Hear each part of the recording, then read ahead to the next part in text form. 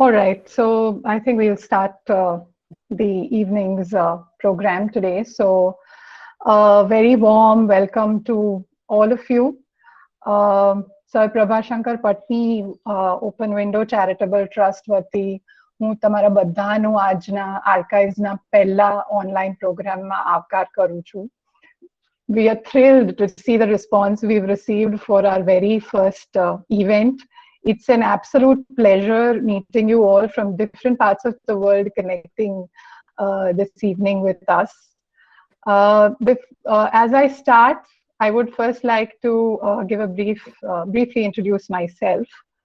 So I am Avni Pattani, an industrial hygienist academically and professionally. I worked with IBM in national and global roles, leading health and safety work for 8.5 years, after which I was on a maternal sabbatical, followed by a year of travel overseas, during which I happened to read through translation and original books authored by my great-great-grandfather, Sir Pattani, which are published and disseminated by the family-run trust. This piqued my interest in family history and legacy of Sir Pattani, the erstwhile Diwan of princely state of Bhavnagar. So along with mothering a 6-year-old, I'm now putting all my efforts into safeguarding and establishing Pattani Archives. In between work and other chores, my son and I find time to engage in our favorite activities of foraging at the farm, gardening, and cooking. So that's about me. And now to bring you to the program for the evening. આજની સાંજ માટેનો જે કાર્યક્રમ છે એમાં એનો shoebase છે. So in the midst of the second wave of pandemic in India, Pattani Archives collaborated with Ahmedabad University as well as mentors Dr. Tana Trivedi, Professor of Communication and Business History, and Ishita Shah, who is a curator, designer, and historian, for a summer internship program. 6 undergraduate students came on board and from different disciplines, and they were selected for this virtual internship.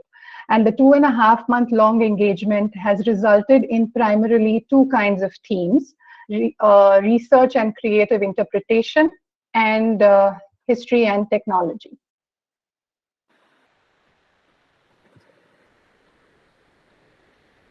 Sorry, I'm just having to admit people, so.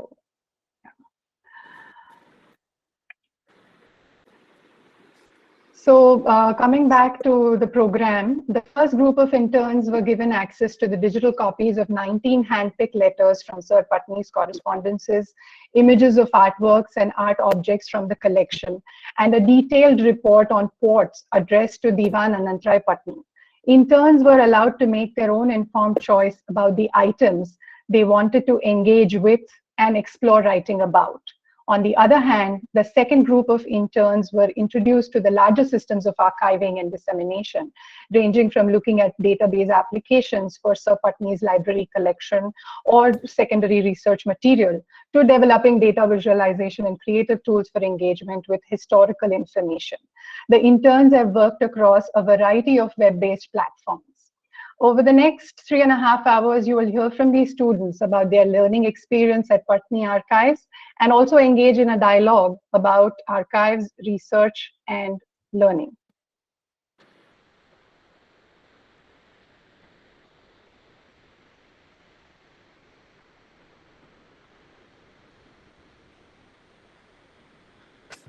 At this point, I would like to thank and acknowledge several people who have been instrumental in bringing this project to fruition, as well as their steadfast support through our journey of Pattani Archives. Primarily, I wish to extend my thanks to the collaborators for bringing this internship program to fruition and making today's event happen.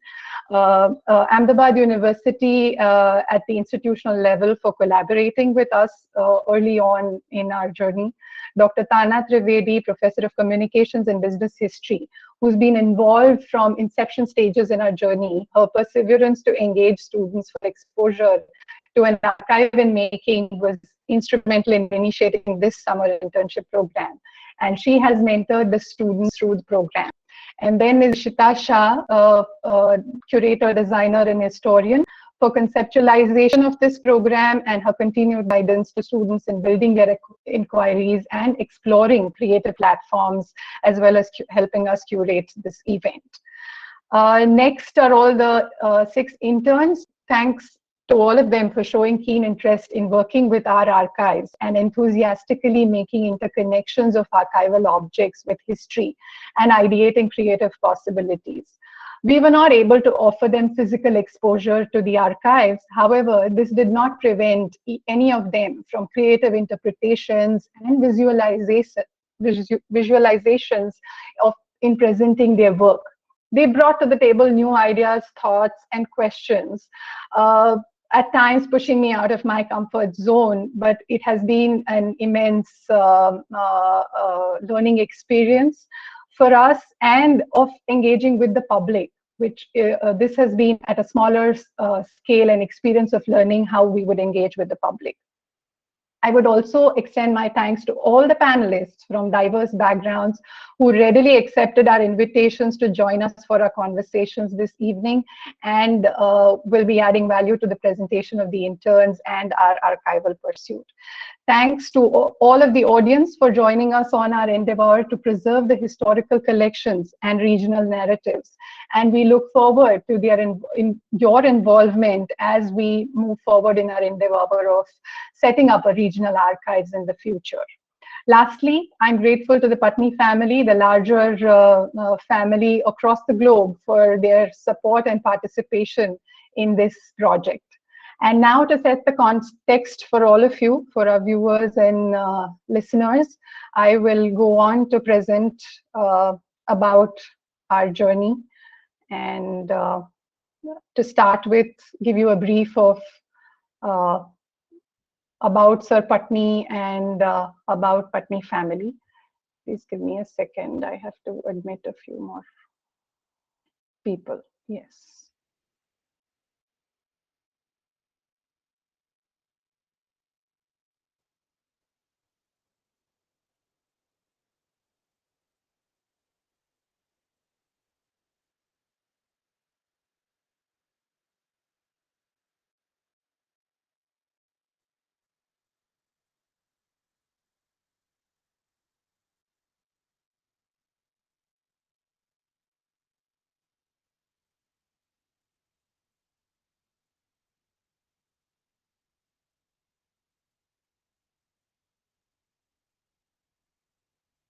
Are you able to see my screen?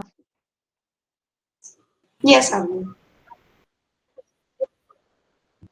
Asta, are you able to, yeah? Okay, all right.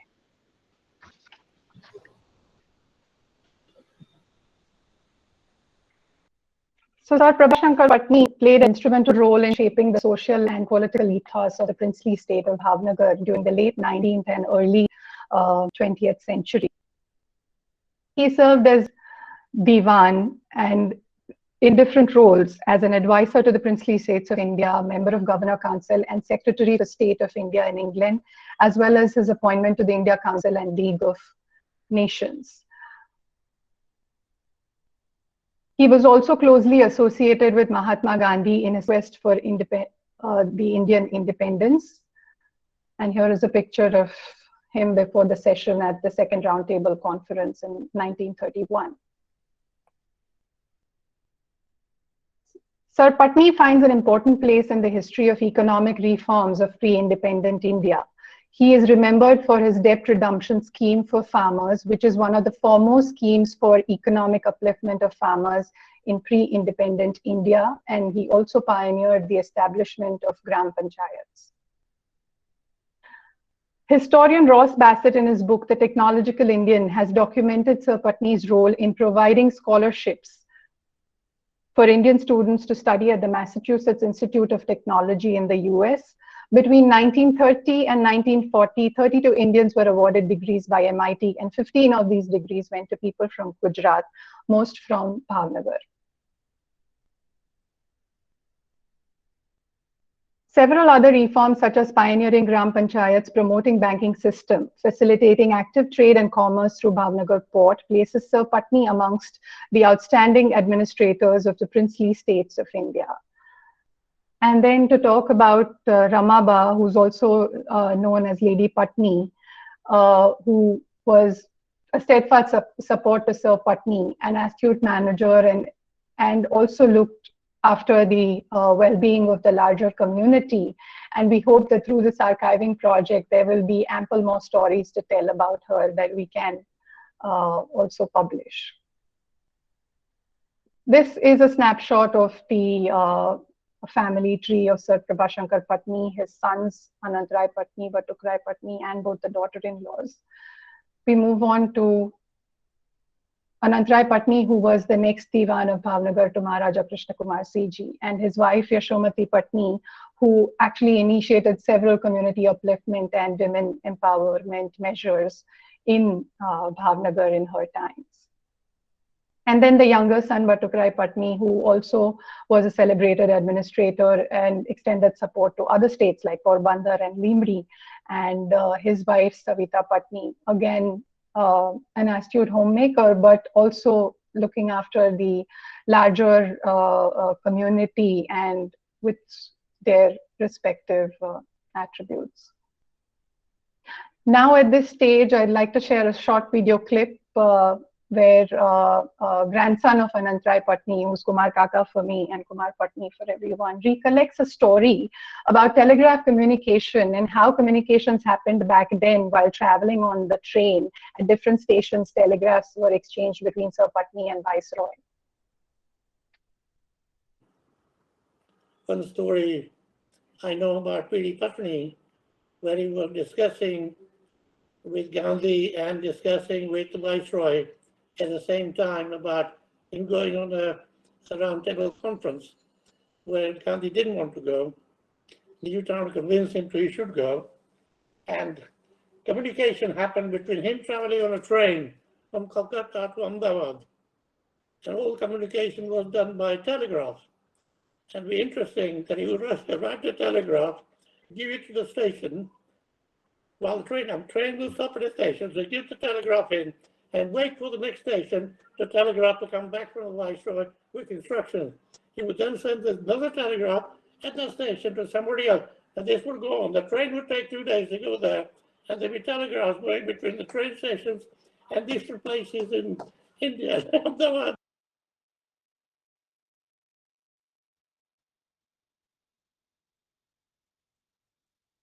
And the next video clip is from a granddaughter of Batukrai Pattani, where she shares her thoughts on how family values were so important back then in their times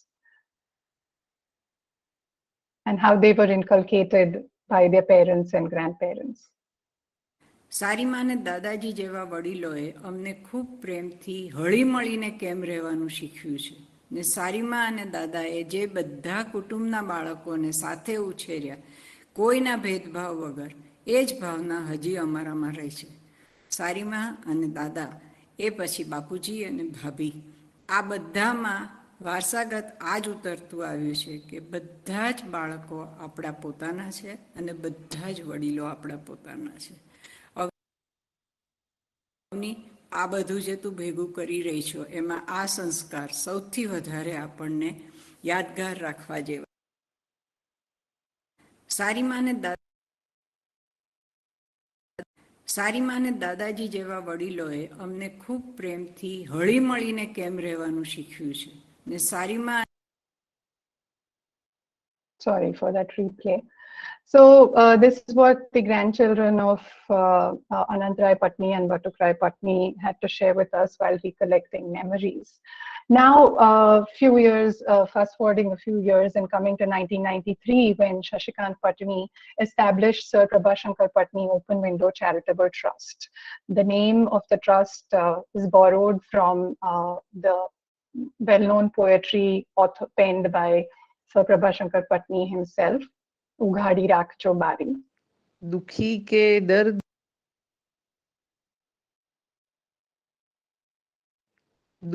के दर्द के कोई भूलेला मार्ग वाला ने विसामो आपवा घरनी उघाड़ी राख जो बारी. गरीबनी दाद सांभळवा अवરના દુઃખને દળવા તમારા કર્ણ નેત્રોની ઉઘાડી રાખજો બારી.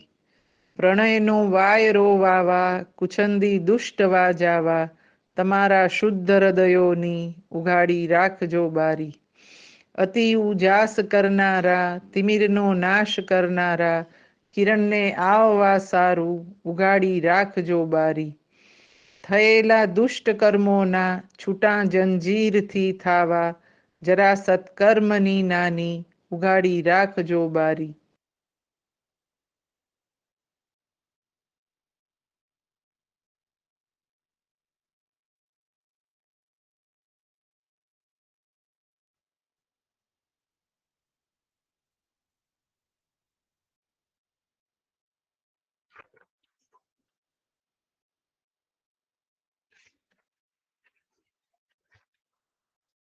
And then after the trust establishment, fast forward to 2017, where I, Avni Pattani, granddaughter of Shashikant Pattani, took to proofreading of English translations of Sir Pattani's books in Gujarati.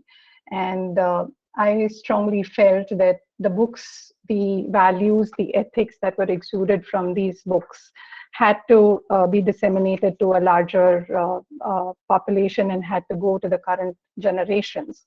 And in my quest to take these writings to the younger generations of the family and outside, to take it beyond vernacular audience and eventually make way to classrooms, began my journey towards preserving family histories. And then there was a whole set of academicians, scholars, historians, individuals that I met one after the other, and their guidance and sharing about how archives are set up and what is it that it takes to actually set up an archives and preserve the material has really helped us come a long way and given us impetus to move towards establishing the Pattani archives. And then comes our first visit to the archival collection, where Professor Tana, Professor Aditya, and Soham, we all visited Bhavnagar to look at the materials and the archives.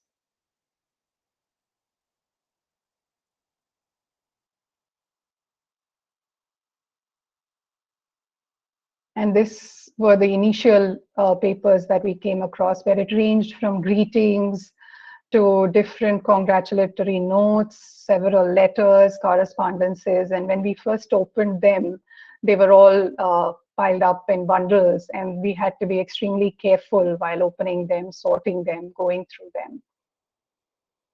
And these are the initial pictures of how we found them. And then also, this was an opportunity for the academicians and experts who got interested to meet with the Pattani family and the trustees in Bhavnagar, and to learn about so many more stories that had to be dug out.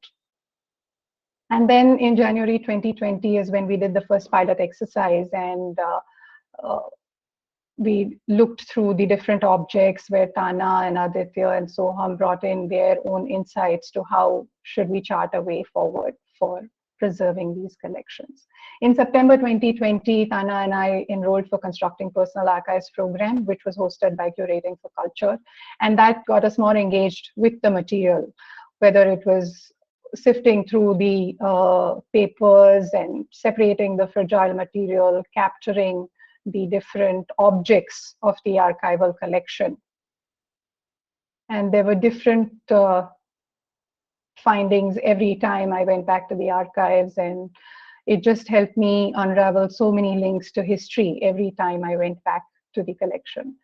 Here is a story being shared by Piyush Bhai Parasharya, who is great-grandnephew to Sir Pattani, and is also a senior trustee. It's about a portrait of Mahatma Gandhi, which was painted by Sir Oswald Burley. And this painting currently finds a place in the Lok Sabha, which was gifted by Anantrai Pattani to the Constituent Assembly.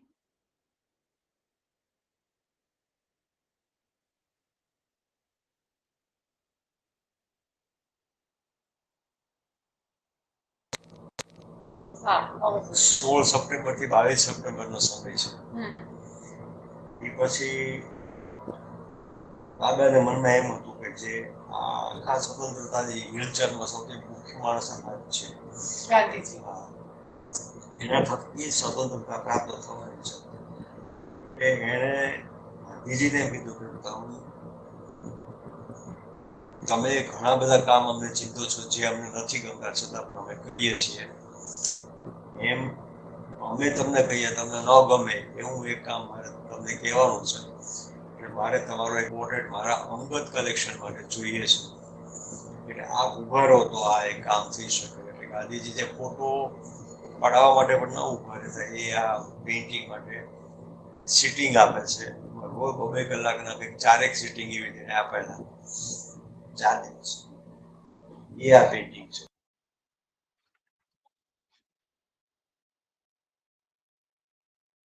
And as we went digging through the objects, we brought Ishita Shah on board as a consulting curator and archivist because we felt it was time we needed somebody to help us develop the framework and move forward in our archival pursuit. And with that, we started drafting charters and putting the framework in place. And this was our first global online meet with the entire family. About 21 members joined, and everyone participated from across the world. And this is the visualization that we came up with. And parallelly, we were also working towards the finale, which was the event that was a culmination to the Constructing Personal Archives program that Tana and I had enrolled for. Now coming to the conservator visits that we started planning, and there were multiple things which were happening parallelly. So one of them was Arya visiting and looking at the papers and advising on the preservation of the papers and books. And now this is another collaboration that is happening between us and Arya Kumari at Ahmedabad, where she'll be conserving 16 books for us beginning August 2021. And Brajeshwari Grohil, art and heritage consultant, who visited us and advised us again on the conservation aspects from Bhavnagar. She belongs to the royal family of Bhavnagar and is a trained conservationist too. And then we have this visit from intact restorers who came to survey our collection.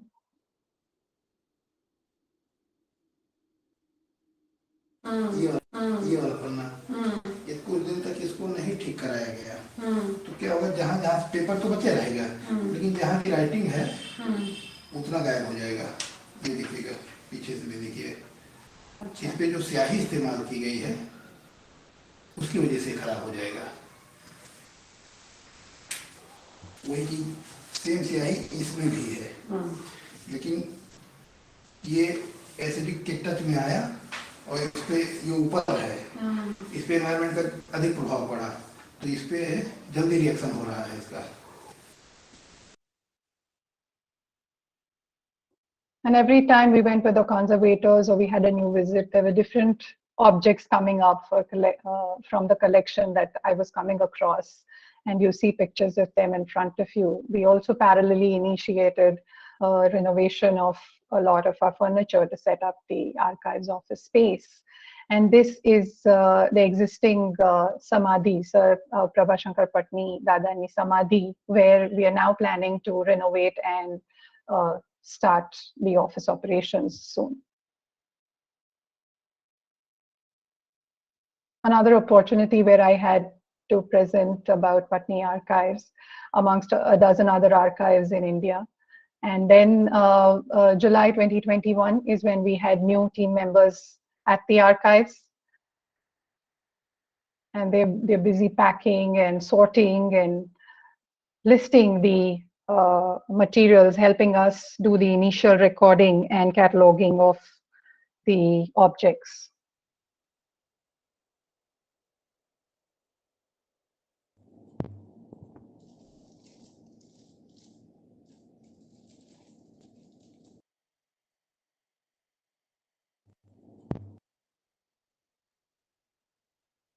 And lastly, we listened to Ushakant Mehta, senior art historian, who is in conversation with one of our interns, sharing about the blocks. Painting tradition has lots of events. Since Ravi Verma visited Bhavnagar in 1882, he came twice or thrice to Baroda, and each time he left when Maharaja Sayajirao invited him to do the Darbar Hall work and the other A. So each time he visited Baroda, he visited Bhavnagar also. So 1881, 1884. So at that time he painted lot of paintings from the member of the royal family. Painting. And we've recently collaborated with senior art conservator S. Giri Kumar, who is advising us on the conservation aspects. And then to today, where we've curated this event for all of you. And we hope you have a good time listening to the students and engaging in a dialogue with everyone. So thank you, everyone. And now I will hand over to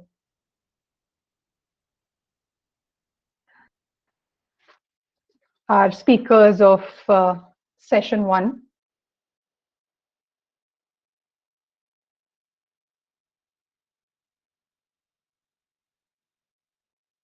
So we move over to session 1, archival research and creative interpretation. Presenters for the session are Anant Jani, Nishita Mandava, and Tarini Das, all students of Bachelor in Arts, majoring in history with respective specializations. Panelists for the sessions are Ashish Strambadia, conservation architect, Dr. Lakshmi Subramanian, public historian, and Professor Seema Khanwalkar, social scientist.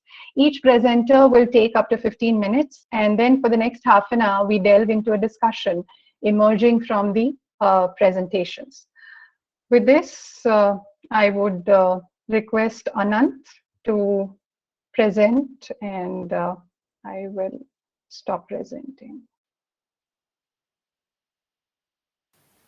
Thank you, Mrs. Pattani. So I'm just going to start my presentation with, I would just like someone to let me know if this is visible. Sure. Anant, just make sure you Yes. are loud, okay? Yes, yes.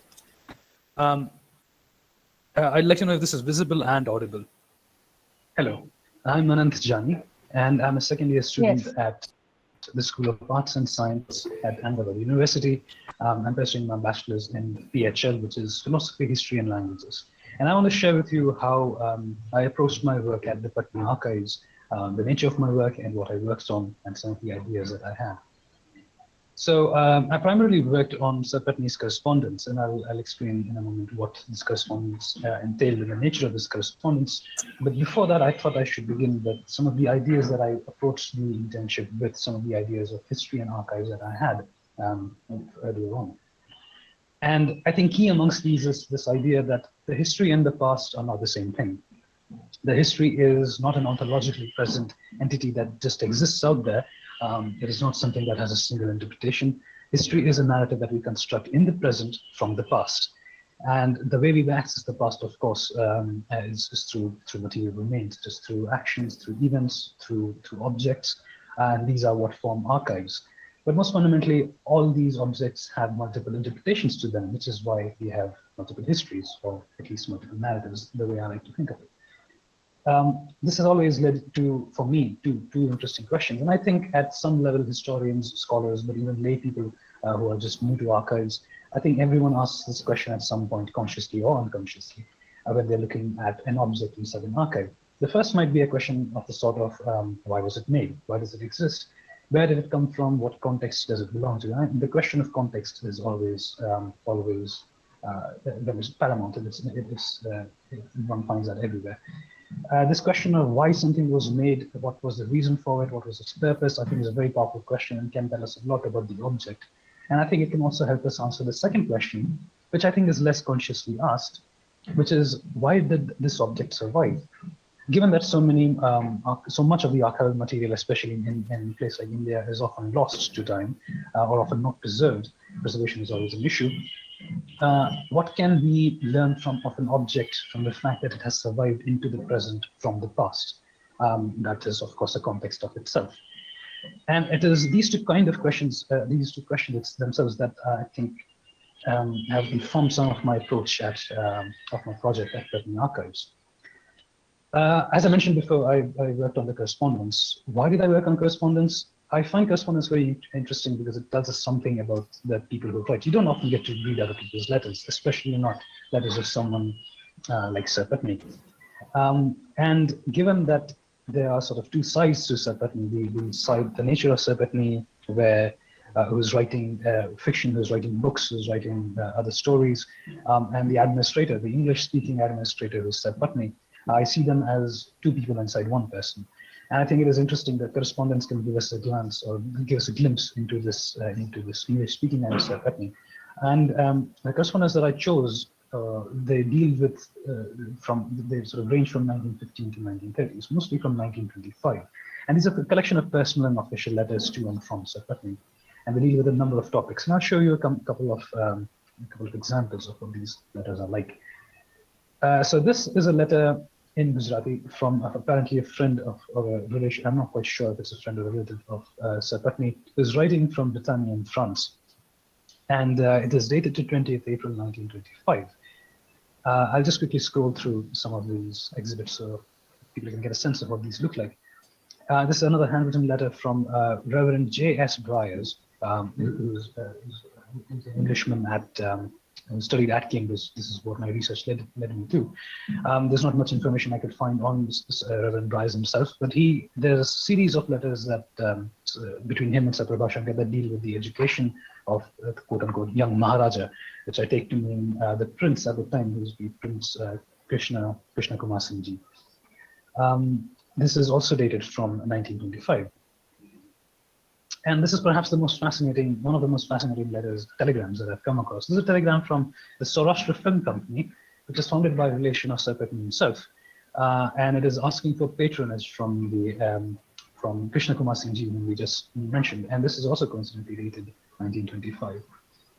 So these were the sort of nature of letters or correspondence that I dealt with, fascinating, each one of them. And my own work was to try and find a way of representing these and interpreting these letters in a way that can be somewhat innovative, in a way that is not formed for a drab digital archive. So given that I'm used to thinking of archives as narratives or as history, especially as narratives, I thought it best to make use of a storytelling software and to use storytelling devices. In this case, I used the software named Twine. Why did I choose Twine? Well, Twine allows for something that is called branching narratives. It allows you to very, very easily make what is called choose your own adventures. And if your people have read Nancy Drew or Hardy Boys, they're familiar with what choose your own adventures are. And fundamentally, it gives you a choice of narrative, which means it gives the reader some choice or some agency in navigating through the context, and they can choose what context they want before they read the actual contents of the letter, the contents of the archive. And I'll show Twine, I'll demonstrate how Twine works in a moment. But I think I should note that Twine works on what's called hypertext, which is now, I think you're familiar with, which is the backbone of the internet. If you've navigated or you've traversed sort of Wikipedia pages, you've always used hyperlinks. Hypertext is just fragmented text connected through hyperlinks. I think one most important or one major use of Twine and why it works not as a gimmick but as a genuine tool of representing history is because it constantly shows you that there are other interpretations and other narratives that are equally true that exist simultaneously. And I think that's a very interesting approach to Twine. And before I show you and demonstrate how this Twine works, I wanted to speak of the one letter that I have chosen as an example to demonstrate Twine. And I've used two models of using Twine. There are two kinds of ways in which you can use hypertext, I believe. And for both the models I've taken as an example, a letter addressed to Edwin Montague, who was the Governor General of the time, a letter written in 1919, where Sir Pattani is accepting his appointment as a senior council member. And I found that letter very, very fascinating because of very specific choice of words that Sir Pattani uses. He refers to autocracy in Bhavnagar at a point. He refers to the introduction of diarchy in the provinces in India. and he mentions the demerits and merits of what is called joint administration. And I'll get to these in a moment as well. But before that, I will just demonstrate what Twine looks like and what Twine feels like. So once a player or a reader opens a format of Twine through the website, through the Pattani website, they are introduced to a piece of text that is navigable or that is interactive. And I think interaction plays sort of really improves on the sort of dryness or drabness of archives that we're used to.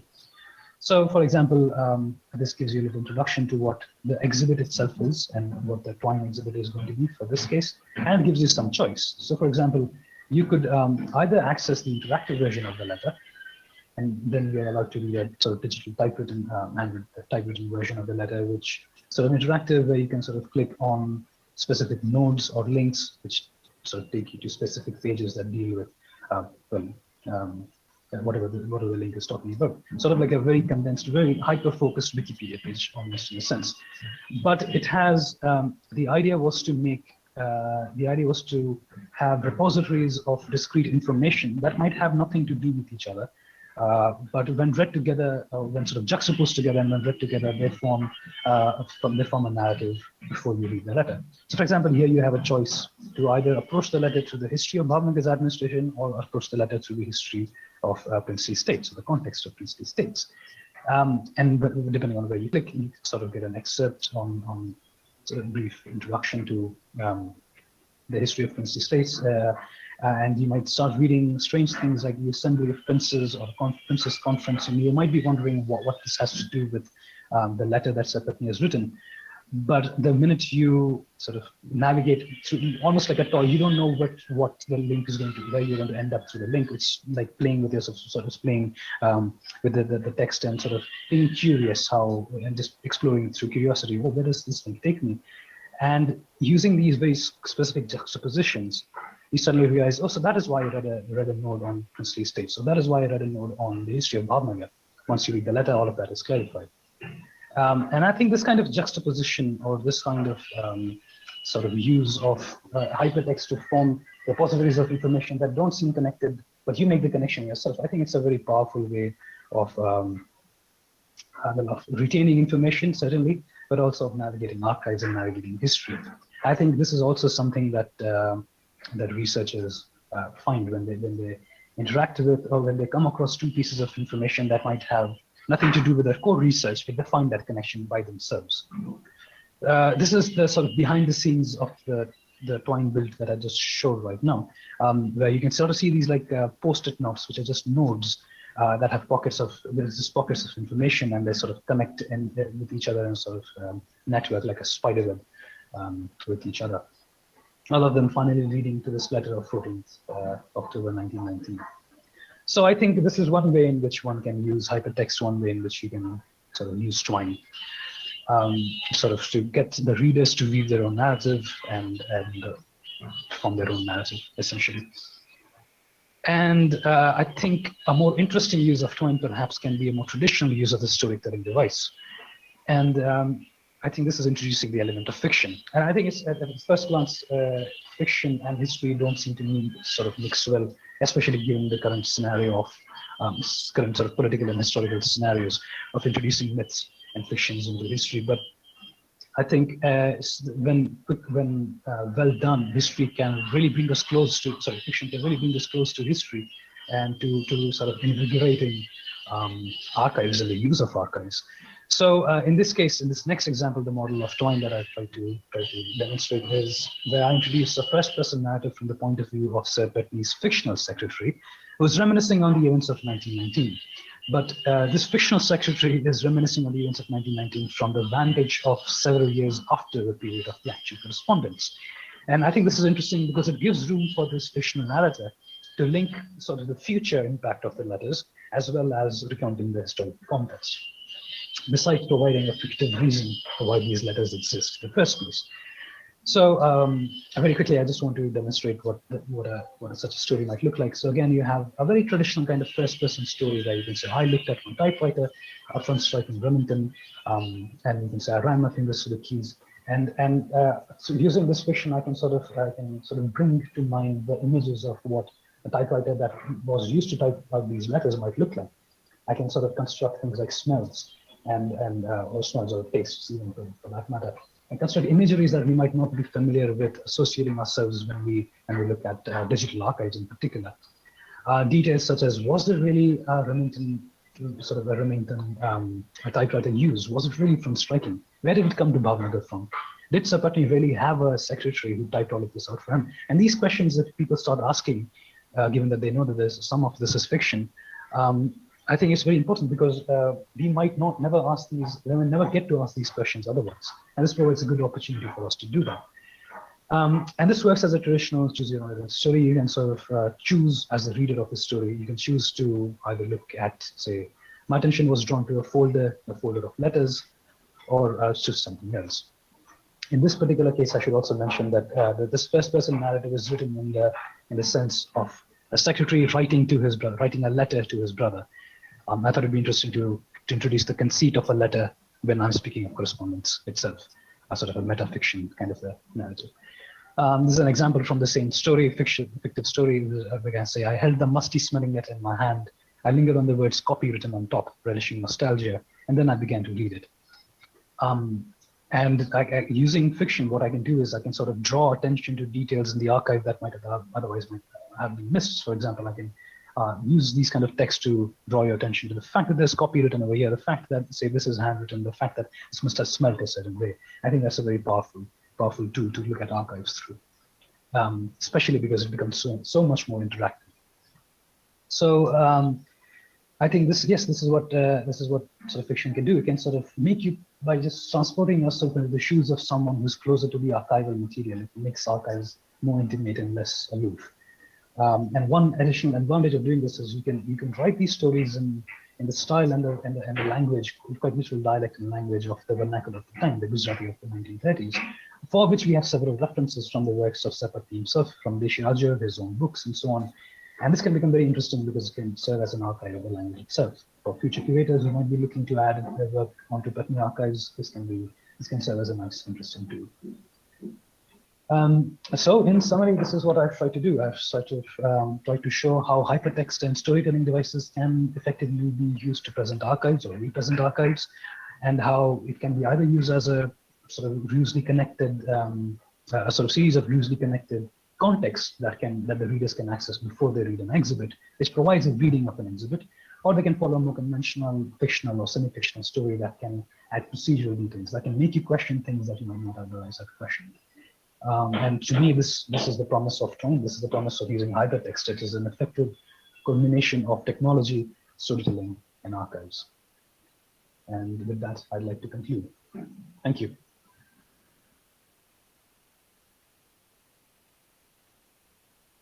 So yes, thanks. Yes, that is all. Yeah, thanks, Anant, for a lovely presentation. I think now we'll move over to Nishita's presentation. Yeah, I'll just share my screen. Sure.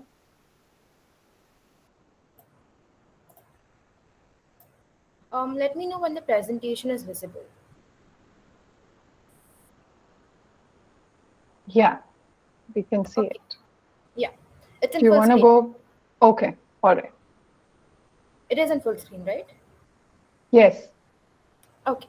Yeah. Good evening. My name is Nishita, and I'm currently a student of history at Ahmedabad University. And I've primarily worked with porter pots, and that is what I'll be discussing today. So first, I will take you through my approach towards these porter pots. So firstly, I was interested in understanding how porter pots could act as a microcosm to understand larger themes about the history of the Bhavnagar state. So while going through the content of porter pots, I was trying to consciously identify two layers of context. One was the general circumstances in which the report itself was authored. Secondly, was the additional meaning that the contents of the reports itself carried. They often tend to reference previous events, and this is the context I was interested in sort of recovering. So what I want to do in today's presentation is take you through this process of how I went about my research and constructed a narrative using the pot reports. But before that, I'll give you a little history about the ports of the Bhavnagar state. So there were a total of 6 ports under the colonial Bhavnagar state, among which the Bhavnagar port located here was the significant port, and it was located between Bombay and Karachi, so it was geographically advantaged. And one thing to keep in mind is that the Bhavnagar state, being a princely state, had the autonomy to levy its own rates of customs and did not have to follow the rates set by the British Indian government. Now, moving on to my process of research, I've divided it into 4 broad categories, and the idea is to take you through them step by step. And in the end, I will give you a brief walkthrough about my final outcome of this research. So the first section is contextualizing the source, that is the primary source, my port reports. So I had access to 2 port reports, one authored in 1946 and the other in 1947. Here's a few pictures from these port reports to give you an idea of how they look like. And so basically, these port reports largely talk about or provide suggestions for developing the facilities of the ports of Bhavnagar. Now, a concern that was looming around for me regarding these port reports was, can they contribute to any historical research, or do they have that potential? So I will, in order to address this question, I will sort of talk through the different themes that these contents of the reports discuss. So the first theme that they discuss is that the existence of a interstate competition between the Kathiawar states that regarding maritime trade. So this was an important domestic context that the port reports discuss. Secondly, they also talk about that the ports of Bhavnagar were already involved in significant developments for the port facilities. So urbanization and modernization of port facilities is another important theme. Next, we move on to the about imports and exports of the Bhavnagar's ports. So the reports provide quantitative data from the year 1932 to 1945 about the imports and exports, not just of Bhavnagar state but other maritime states of the Kathiawar region. Then another recurrent theme was the railways and communications of the Bhavnagar ports. So railways, which was introduced in Bhavnagar in 1880, again was a significant theme because that largely increased Bhavnagar's hinterland connections, and that increased the trade at ports of Bhavnagar. Now I want to sort of talk about a few lines from the 1946 port report, because that started my line of inquiry. So a few lines here in the 1946 report mention that there is still a vigorous disagreement between the government of India and at least one of the Kathiawar states on the very question of division of customs revenue. So I had a few questions here. What exactly is this disagreement that they mentioned between government of India and the Kathiawar states? And they mentioned that this was over the division of customs revenue.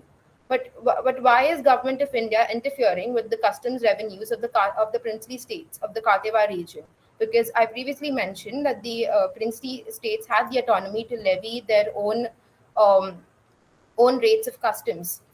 Secondly, they also mention a term known as Viramgam customs line. So, what exactly is this Viramgam customs line? So, I had several questions, and in order to answer these questions, I had to further identify the larger context or the larger discourse surrounding this port report.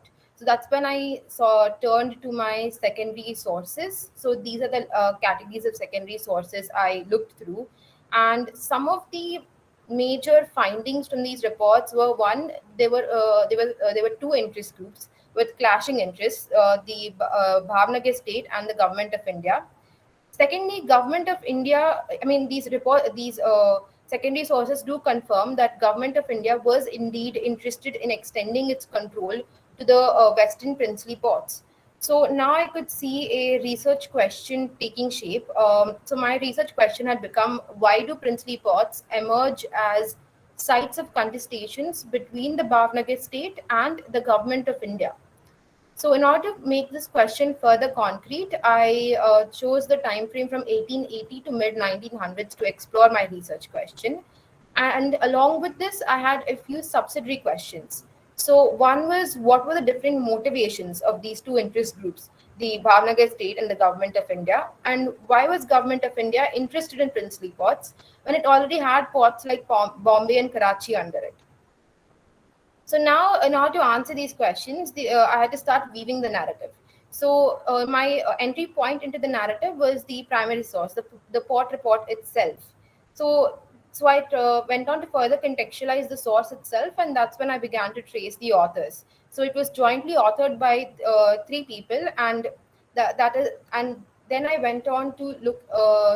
Then I went on to identify the sub themes I wanted to use as theoretical lenses to understand why there were contestations between government of India and the Bhavnagar state regarding princely ports. So these were some of the sub themes that I had chosen.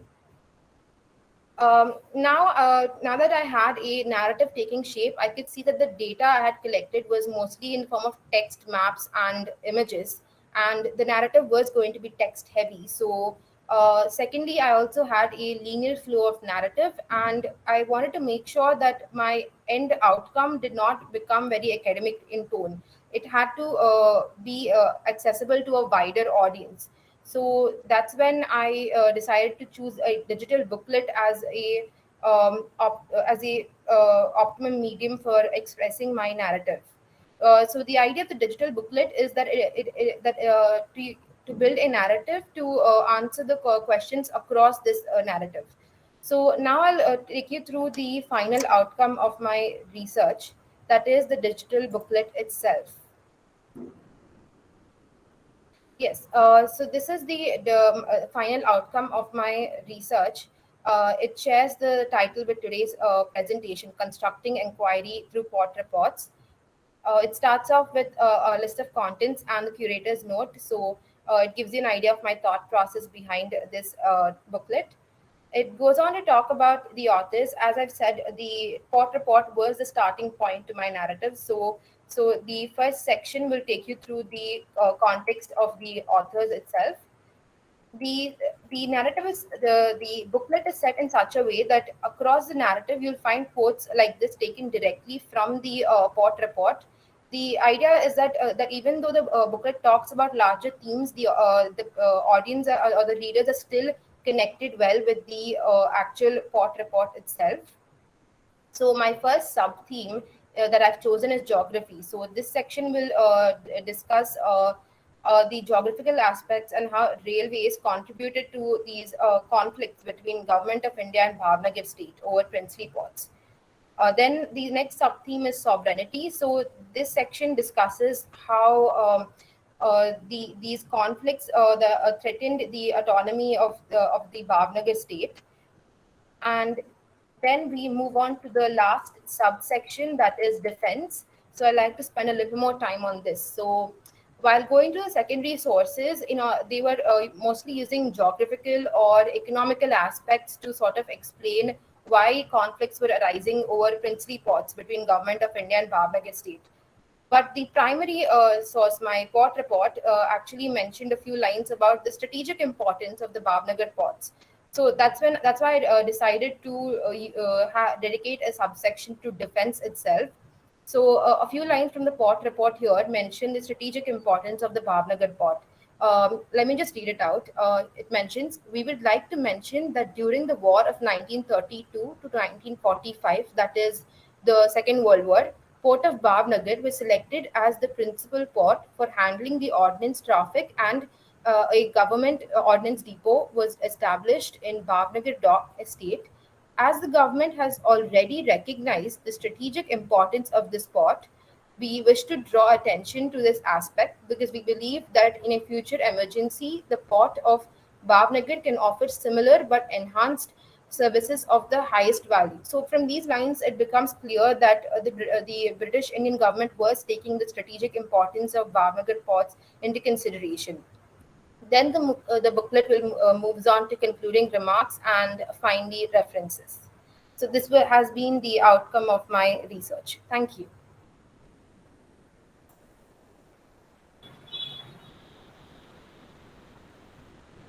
Thanks, you. Nishita. Thank you. Yeah. I think now we'll move over to Pattani's presentation. Please let me know if it's audible. Just a second. Are you presenting or is Yeah, Anand I'll do going that. to I'll do present? that. Okay, all right. Is it visible? And I'm just going to play it once.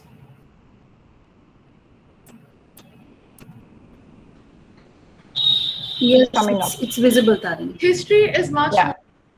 Is it audible as well? Yes.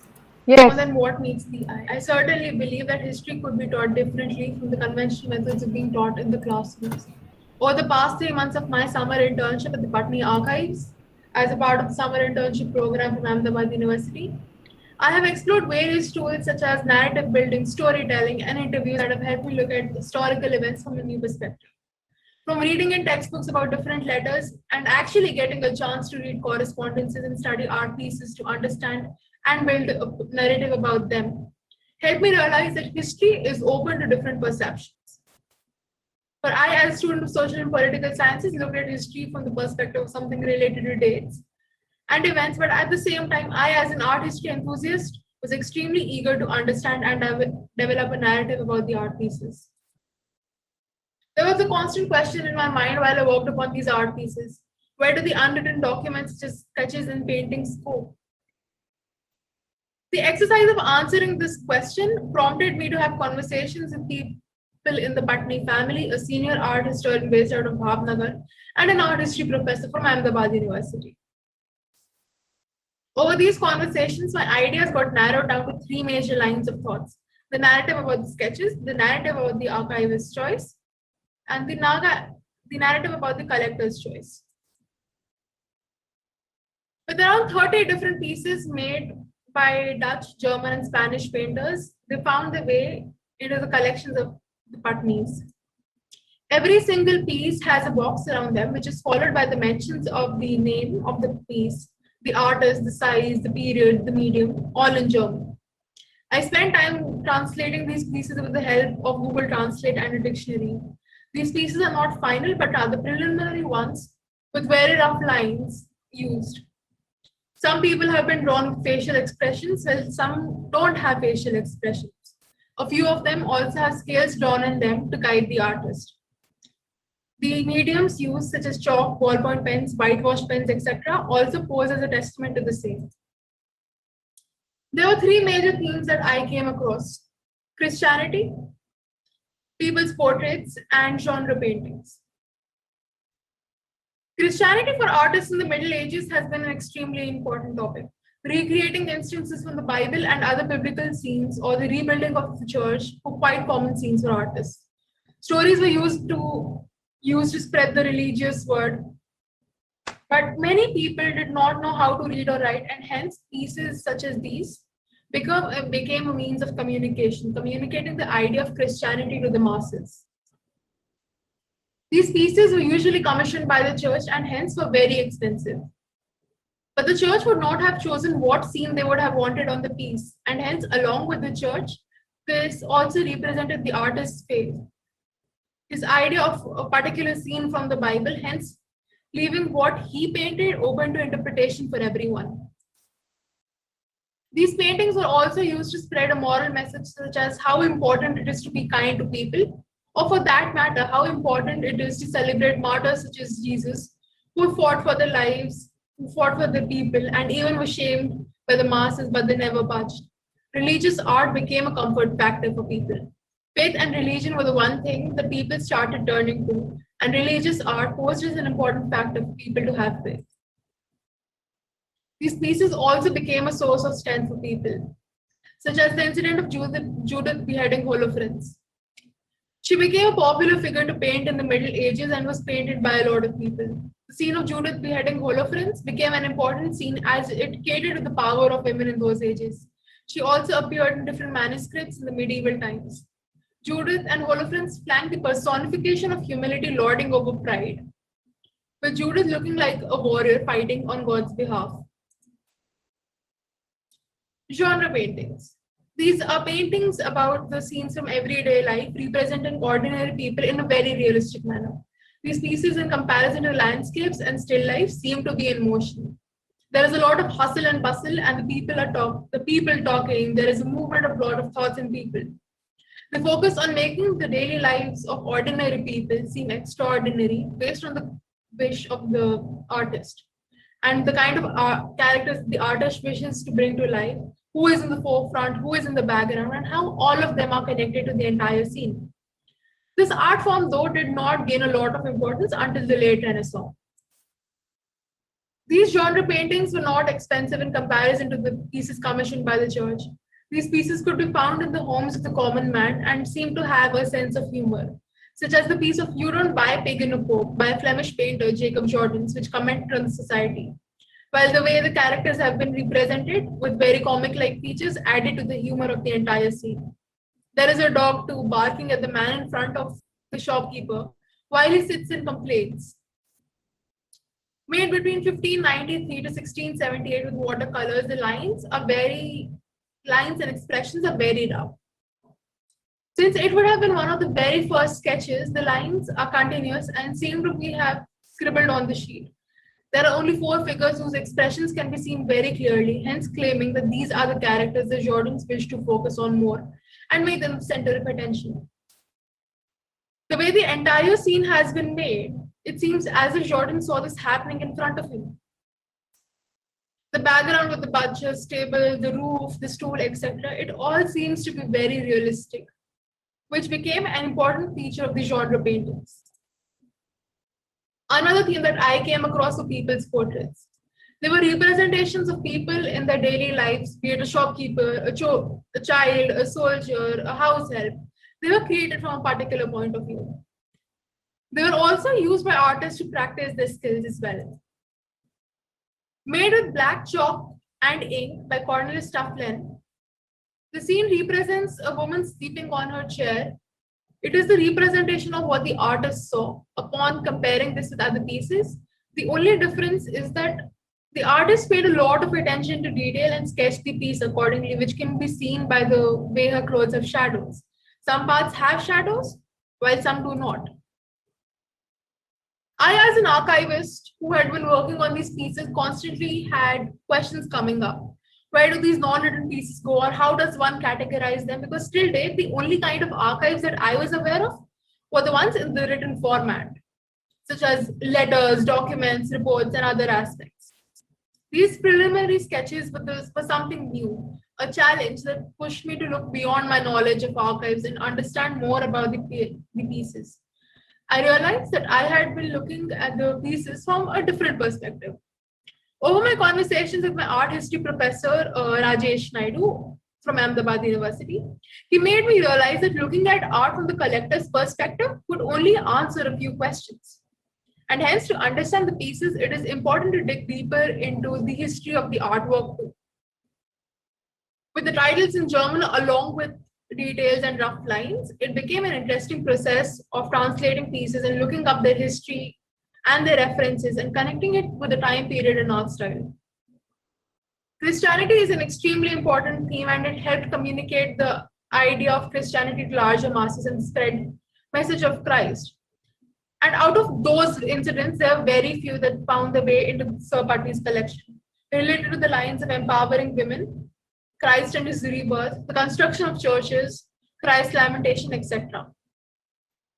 To me, as an archivist, it would seem as if it was an attempt to understand and know more about Christianity and understand how did Christianity and Christian art impact different masses. The idea of understanding where these pieces came from played an important role. Ranging from the late Renaissance to the Dutch Golden Age, these pieces picked up different ideas and features. Artists progressed from just painting Christ and angels to people who were not earlier given a lot of importance in Christianity and started focusing on understanding more about people and who they really are, and understanding the daily lives and finding characters in the hustle and bustle of different scenes and recreating them. Over the course of understanding the origins of these sketches, I had the chance to interview people in the Pattani family, a senior art historian based out of Bhavnagar and an art history professor of Ahmedabad University. Sir Pattani and his son Anantrai Pattani traveled to different parts of the world, met many people, and had interactions with them. on different matters. Them collecting these sketches also seemed as an attempt to connect with the world more and understand matters from different corners. The world is assumed to be one big family, and hence to understand different regions, understanding their culture, etc. This would have been a step towards it. Hence, I feel to understand and develop a global perspective, this was a chance for them to understand the happenings of the world too, or as simply to understand different perspectives on art. Stories. Stories have been a method to drive down ideas from generation to generation, with ideas that inspire and talk about things that matter. So Sir Pattani was one such individual who believed in the power of stories, and hence he wrote them. He wrote ranging from the things he saw around himself to recreating instances from different Rajas and Maharajas, each taking different lessons, each teaching different lessons to people. But a question constantly came up that was, where do these books get printed from? Given the fact that people in the times of Sir Pattani did not have an HP printer like most of us do today. Hence, it raised the question of understanding where did these pieces get printed from, along with the graphics. Over my conversations with Sir Piyush Parasharya and Sir Usha Kant Mehta, they helped me realize that the blocks were made in Bombay and Ahmedabad, printing in the books, and were believed. The printing of these books, however, happened in Bhavnagar. My conversations with Sir Usha Kant Mehta helped me get more details about the blocks, and it helped me establish that there are two different kinds of blocks: half-tone blocks and line blocks. Half-tone blocks were created by printing dots of specific sizes across different areas, which help people achieve a tonal reproduction, such as the ones found in Sir Pattani's collection, and the ones that are used to print newspapers. The half-tone block comprised of two things: a wooden base and a zinc or a metal plate, which carried the sketch. The design would be engraved on a metal surface with the help of acid to hold the ink, while line blocks have line carvings, usually used to print on clothes. The block printing that we know of today and are made on wood. I would like to leave you all with a question. Over my journey with Pattani Archives, I've had the chance to work with very interesting artworks, such as blocks and sketches. I started off with the question, how did these pieces find their way into the Pattani collection, or what would have inspired the Pattanis to collect them? I'm still searching for an answer, and I would love to hear from your perspective as well. Thank you.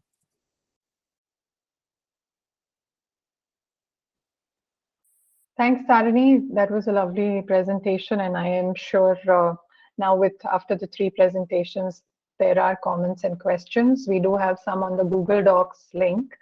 Now I will hand over to Professor Tana Trivedi from Ahmedabad University to co-moderate the panel discussion with three of our panelists, Ashish, Seema, and Dr. Lakshmi. Tana, over to you. Thank you so much, Avni, and let me just congratulate all the interns. I think you've put in a lot of hard work over these 2.5 months, and of course, it's culminated into this.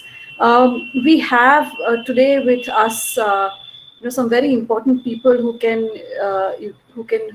in fact should be commenting on your work and who should be giving you feedback. And I'm not going to take up all the time there. We do have a few questions which have been posed for Anant and Nishita, and somebody is also writing into Tarini. But before we go on to the questions, I would like to hear really from the panelists what they thought about the presentations, and what are your thoughts? What are the initial thoughts about the work that the interns have done? Anybody can really begin. I mean, Seema Ben, would you like to begin?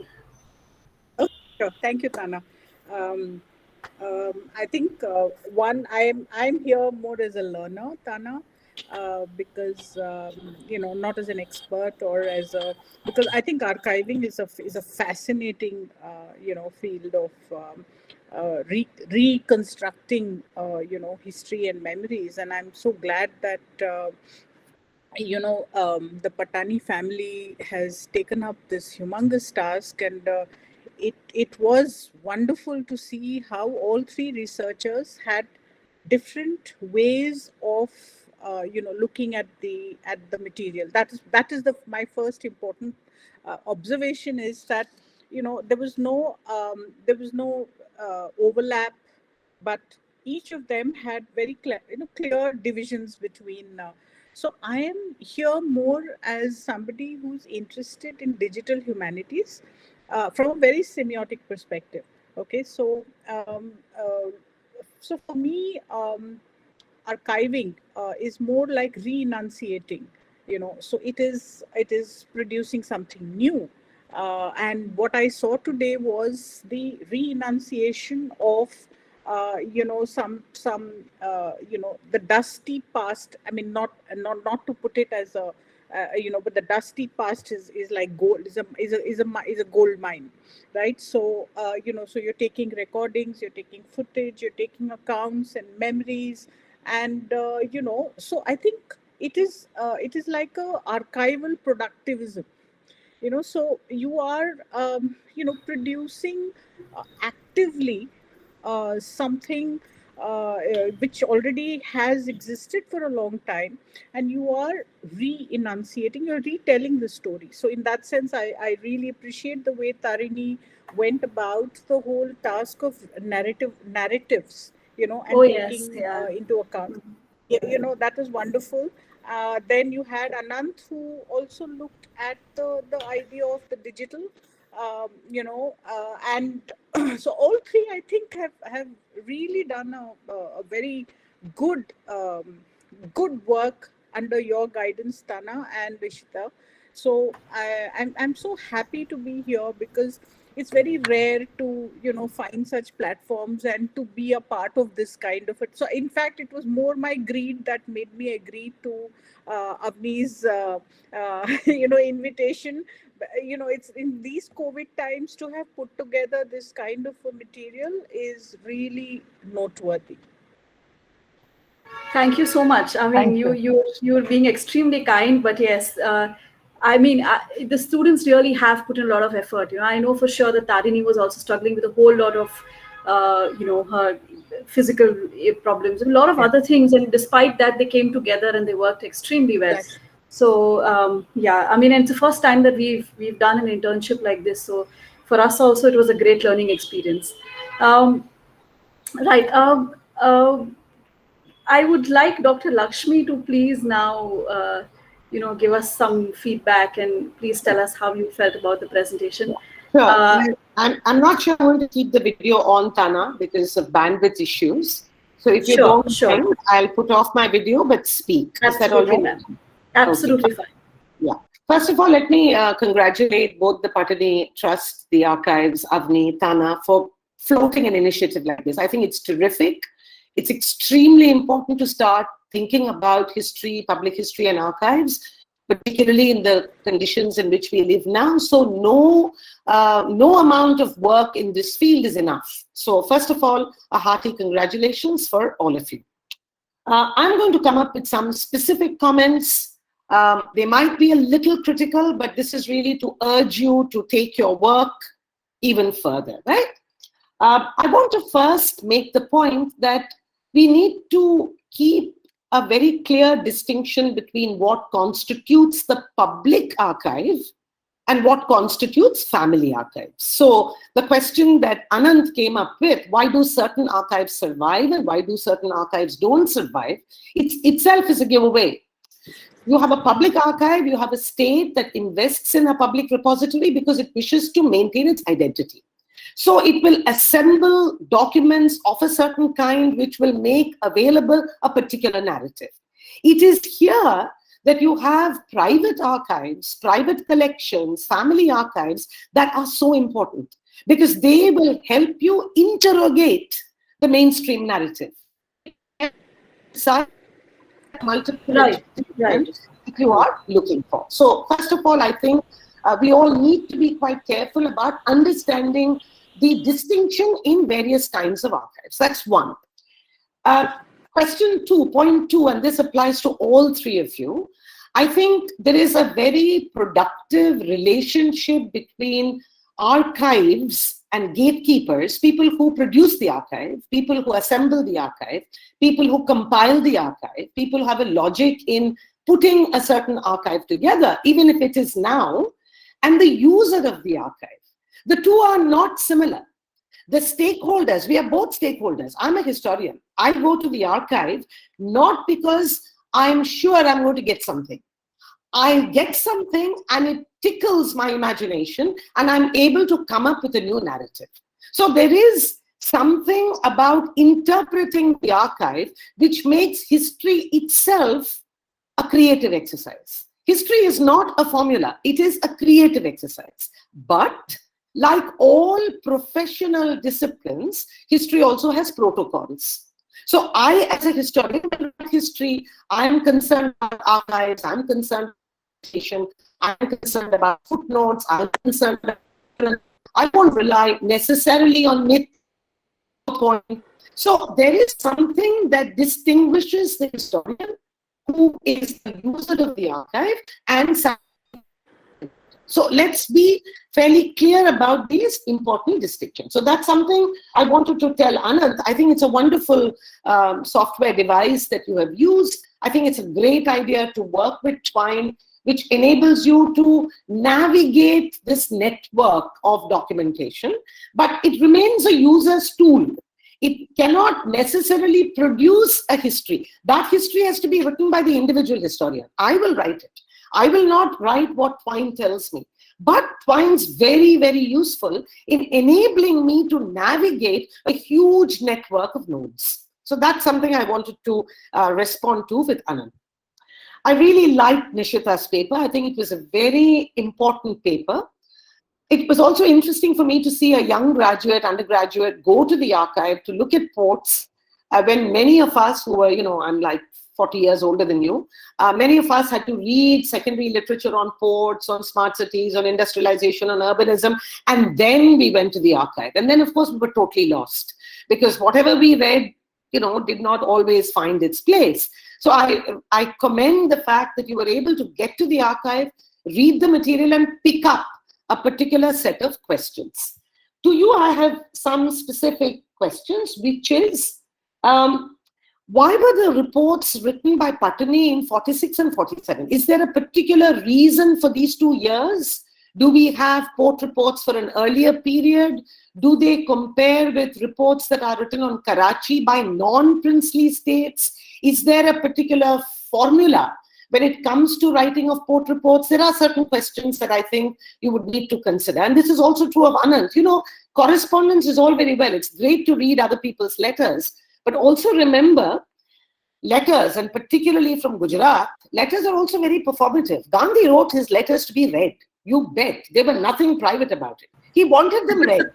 So there's a performative element in the way in which we write correspondence. So you've got to take all of this when you go to look at the particular correspondence. But great work. I mean, very, very well done. Tarini, I liked your paper a lot. I had all sorts of questions, and I think you made that important intervention about looking at stakeholders. You have archivists, you have collectors. Maybe you could think a little bit about the cosmopolitan world of princely states in 20th century India. Think of Baroda, think of Bhavnagar, think of Mysore. Princely states have a particular cosmopolis. They have a particular cosmopolitan which negotiates brilliantly the commitment to the farmer, the commitment to welfare of communities, global. Something about the vision of these princely states that might give you some interesting clues. That's one. I'd also suggest you look at the CSSC visual prints of art objects, of art material, and might give you a few tips on how you wish to approach the problem of visual culture. So I'll stop there, but let me again thank the archives, Ahmedabad University. Tana, of course, is always so dynamic. It's a pleasure to collaborate with her in any capacity. And congratulations to the students. Thank you.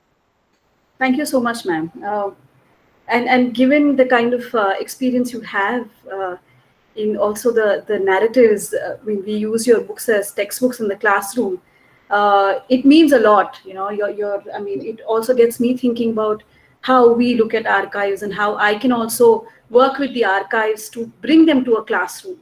I think that is very important. I hope we can continue the all sorts of public history work to be done now. You know, we need to do a lot. We are in difficult times, but we should keep the conversation. But anyway, thank you. Thank you so much, ma'am. Finally, Ashish ji, we would love to hear from you about what you thought about this. Yeah, I think both the panelists have very well put their ideas, and let me begin with congratulating both the Pattani family, who has actually curated and thought about this private archives, which can be digitized. And now I think it's also very, very important to understand the importance of this.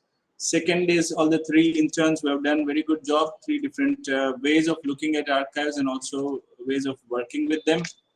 For sure, I think what Anant has posed as a question, both the models that he is working with, obviously the one on Twine, which is more interactive. And I remember, I think some 20 years back, we were talking to somebody at Intech Delhi, where the interpretation of Mirza Ghalib was being done.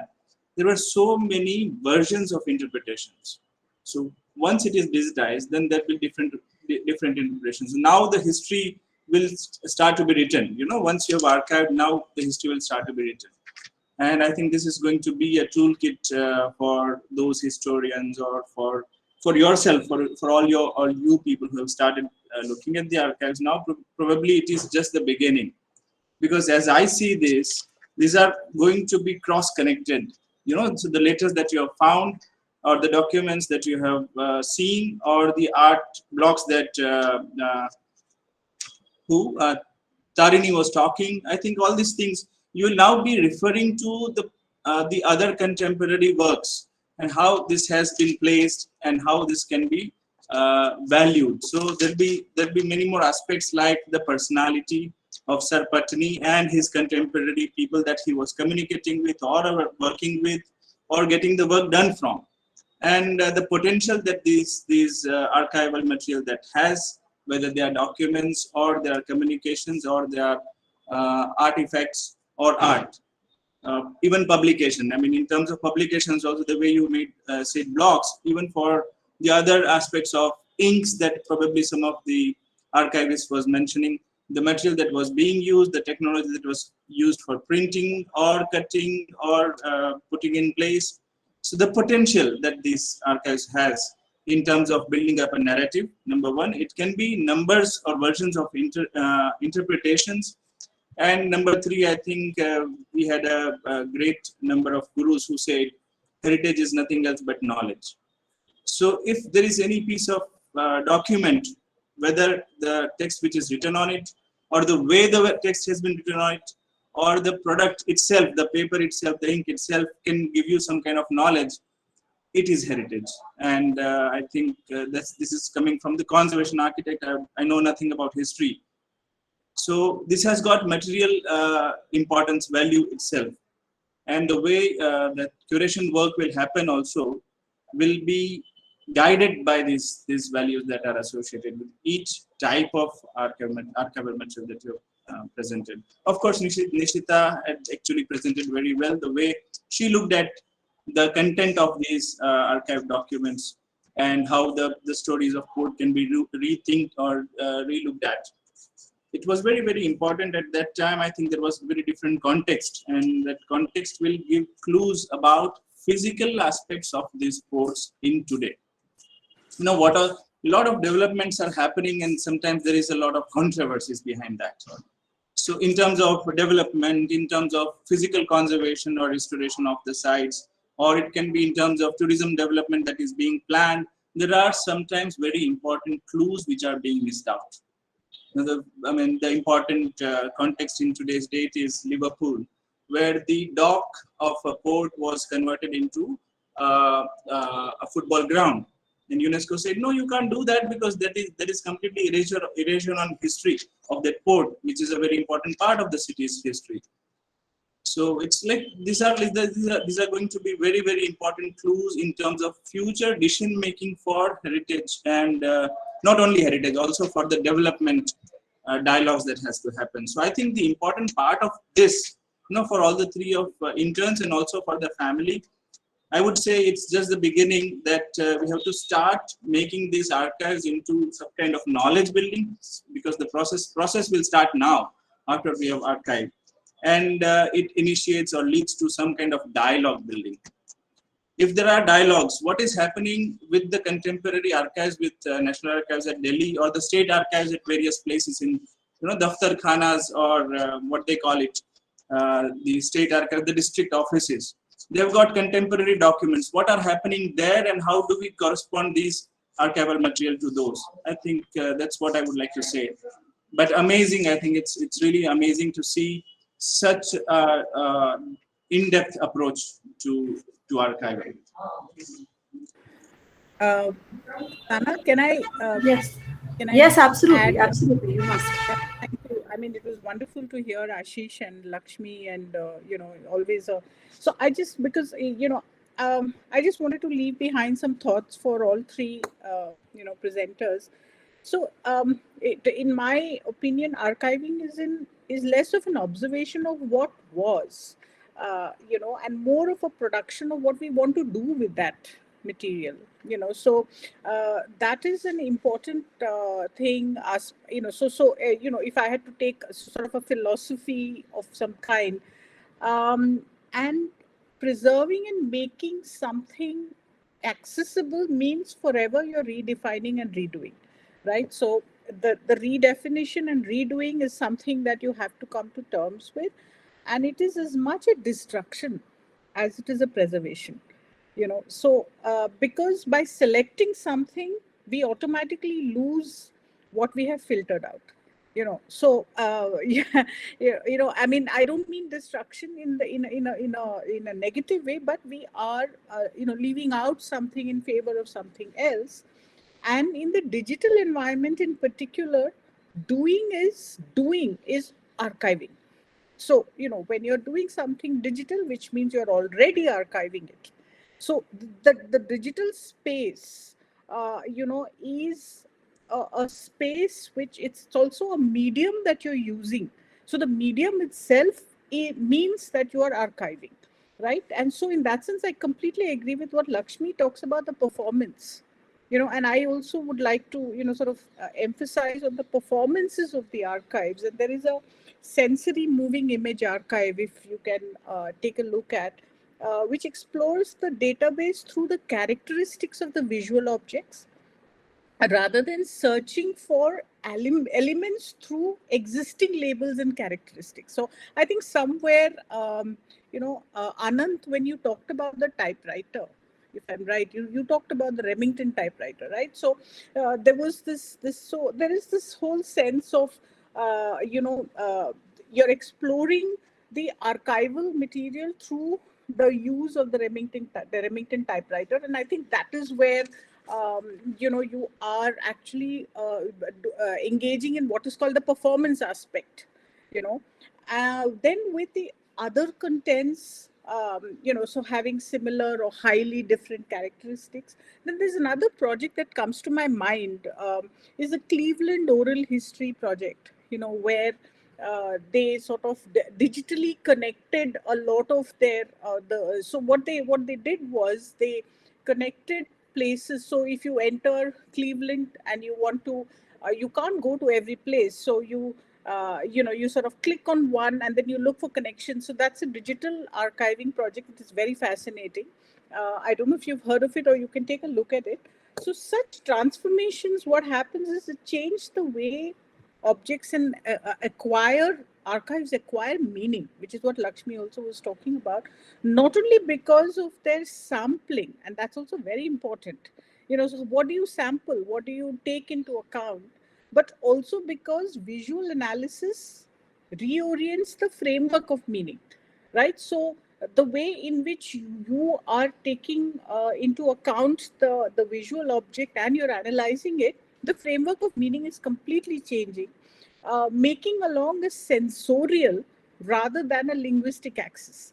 So what is happening here is that, when Anant was talking about the typewriter, so there was a sensorial aspect of it, which I think we need to be more aware of, when you're using the digital or the visual aspect. So the authors then rely on the notion of serendipity as a mode of exploration of digitized databases.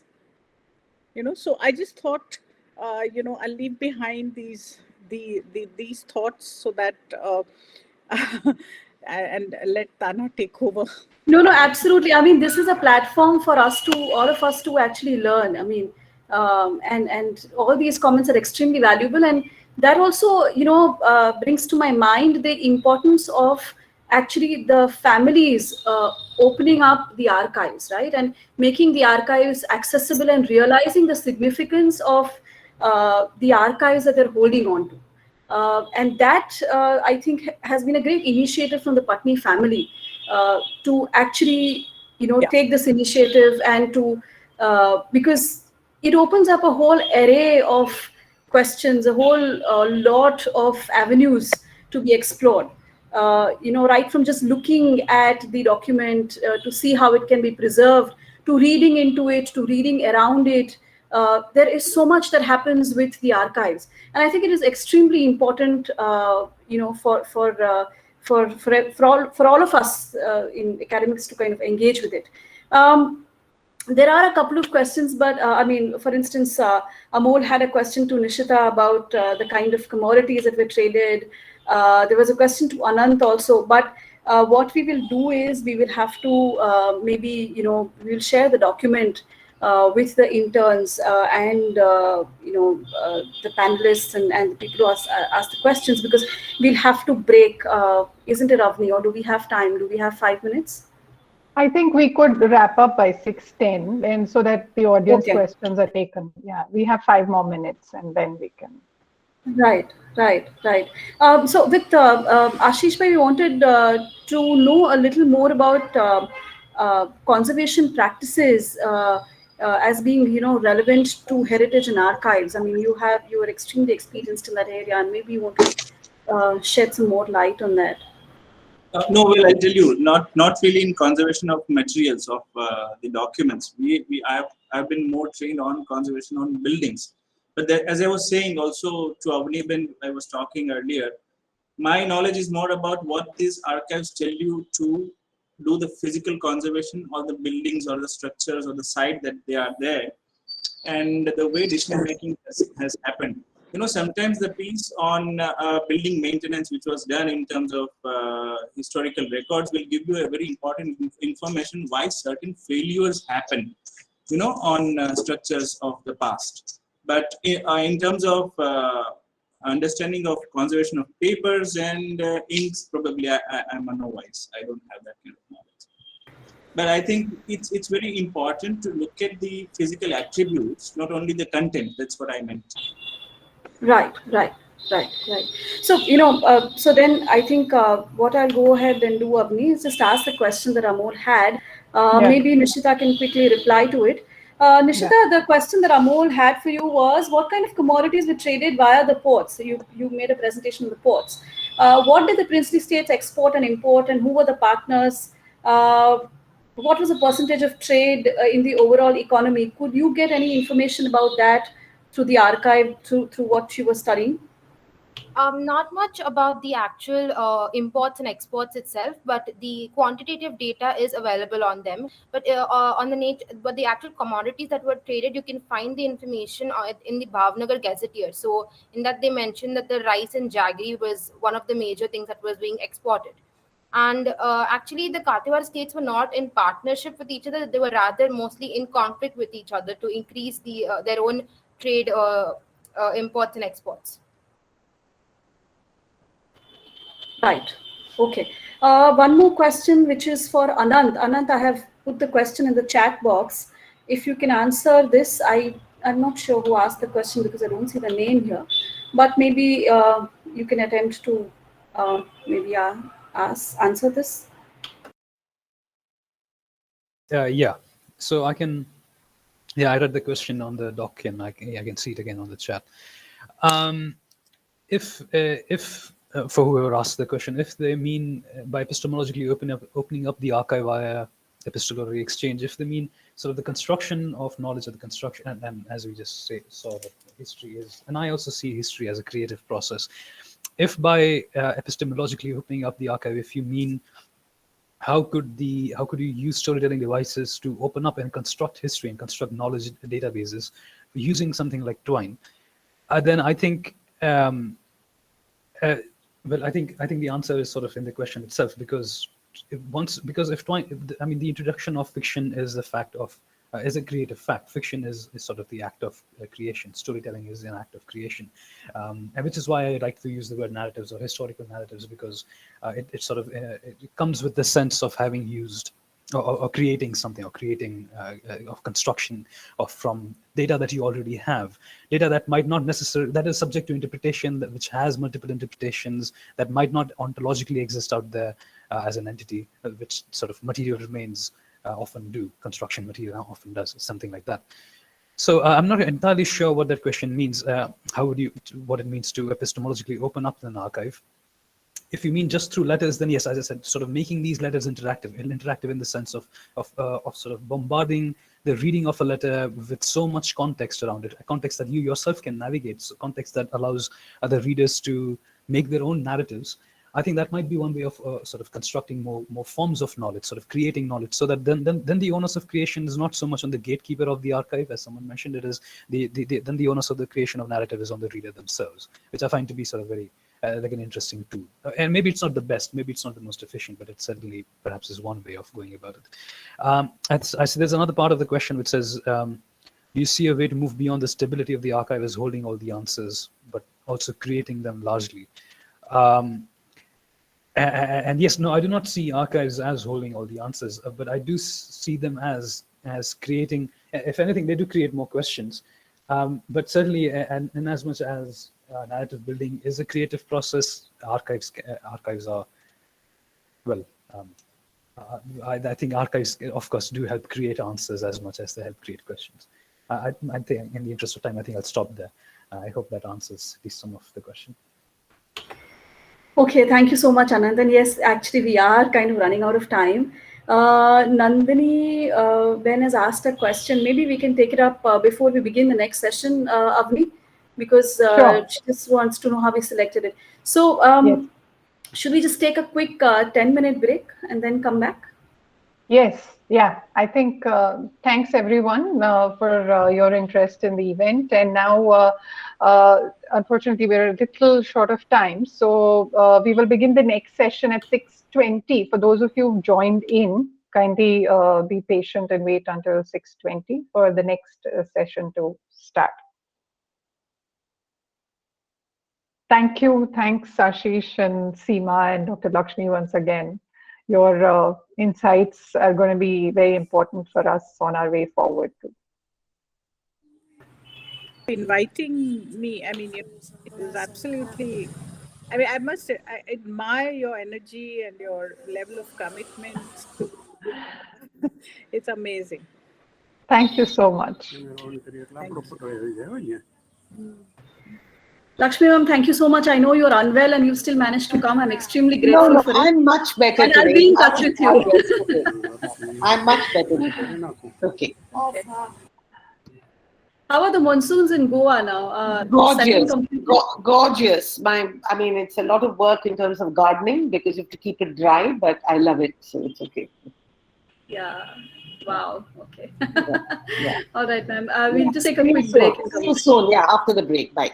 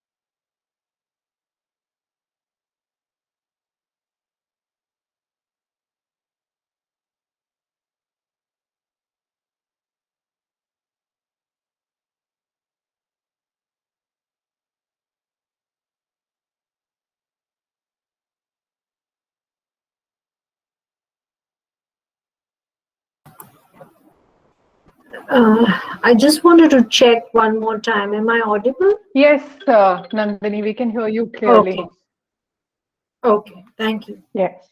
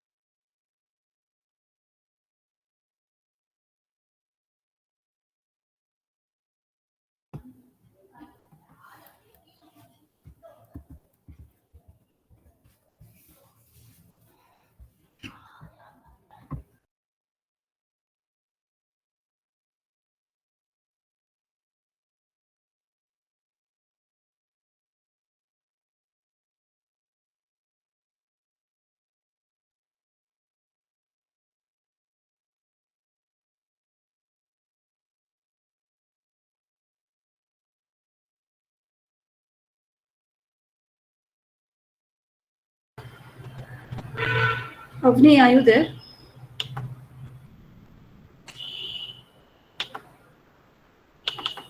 Yeah, Tana. I think we Okay. can, yeah. Yeah, Smith has asked me to play back his video. I think there's some connectivity issues at his end. Okay. Do you we want can to play ask, it? In which case we can ask Nandini or Kalki to play it for him. Yeah, sure. Uh, Are they? Nandini? Nandini Bhatt. Are you there?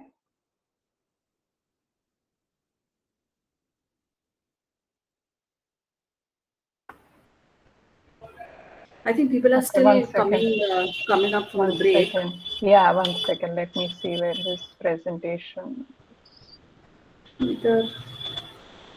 Because the thing is, there are.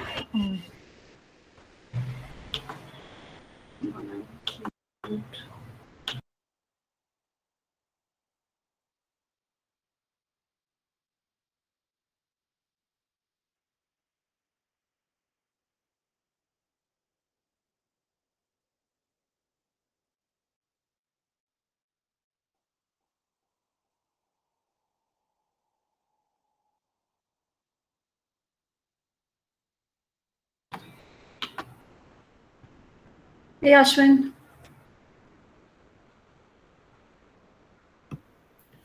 Hi, Tana. Hi, Avni. Hi, how are you? How's Bangalore? Hi. Oh, yeah, all well. It's, as always, cold and wet. Yeah, Cold I mean, by Ahmedabad, of course. Ahmedabad is also that way since a few days now, except that Right. it's not going to be as pleasant as Bangalore, of course, but getting there.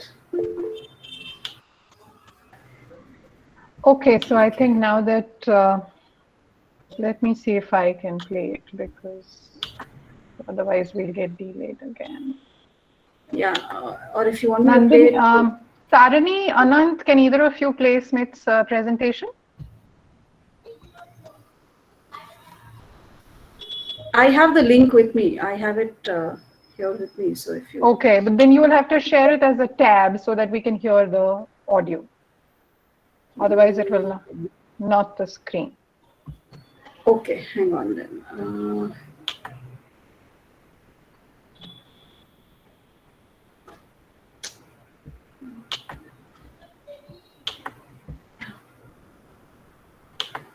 Okay, let me just try. In case I can't, then I'll just 1 moment.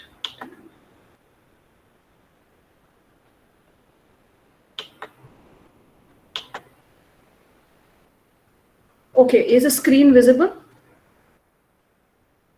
It's coming up. Okay. You just want to I just try want to play it. Check play. if the audio works.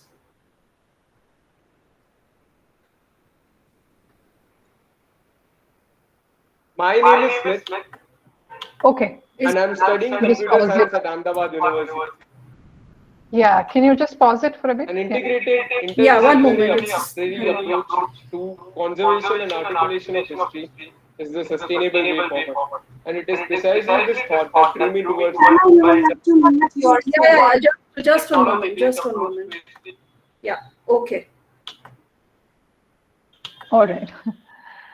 Yeah, so I think before we get to Smith's presentation, welcome everyone to session 2. I know some of you have just joined us, so we had certain introductions at the beginning about Pattani family, archives, and our journey so far, which you could catch up on the recording later post the event. Thank you for joining us in our very first event. And now with that, I'll hand over to Smith, who's a student of computer science and engineering, and following him there'll be 2 more presentations by Nandini and Kalki, who are also students of BTech, information technology and computer science respectively. So, and then we have panelists who will engage in a discussion post their presentation. AP Ashwin Kumar, knowledge conservation expert from Ahmedabad University. We have Nandini Oza, who's an oral historian, and Avni Sethi is our 3rd panelist, but unfortunately, I think we're missing her because she's in Himachal and they have technical issues. So we will have discussions with 2 of our panelists. So with that, over to Smith for your presentation, and Tana, you could present. Thanks.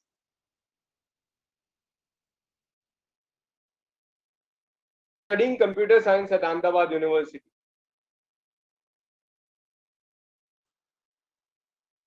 My name is Smith, and I'm studying computer science at Ahmedabad University.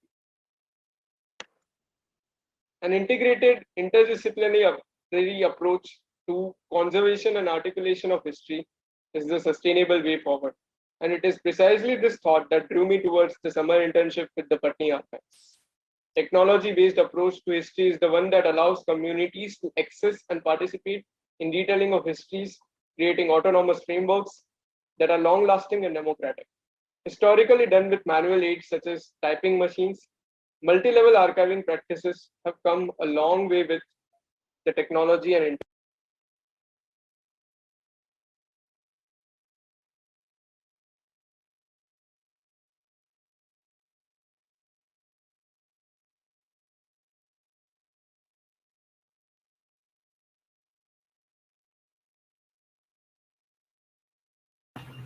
Yeah, okay, just a moment. I think it's still loading because internet revolution.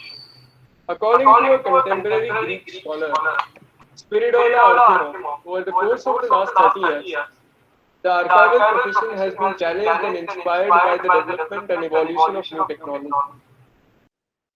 While archiving and digitization processes are complex processes that still rely on traditional methods to some extent, new technologies provide different platforms for disseminating information.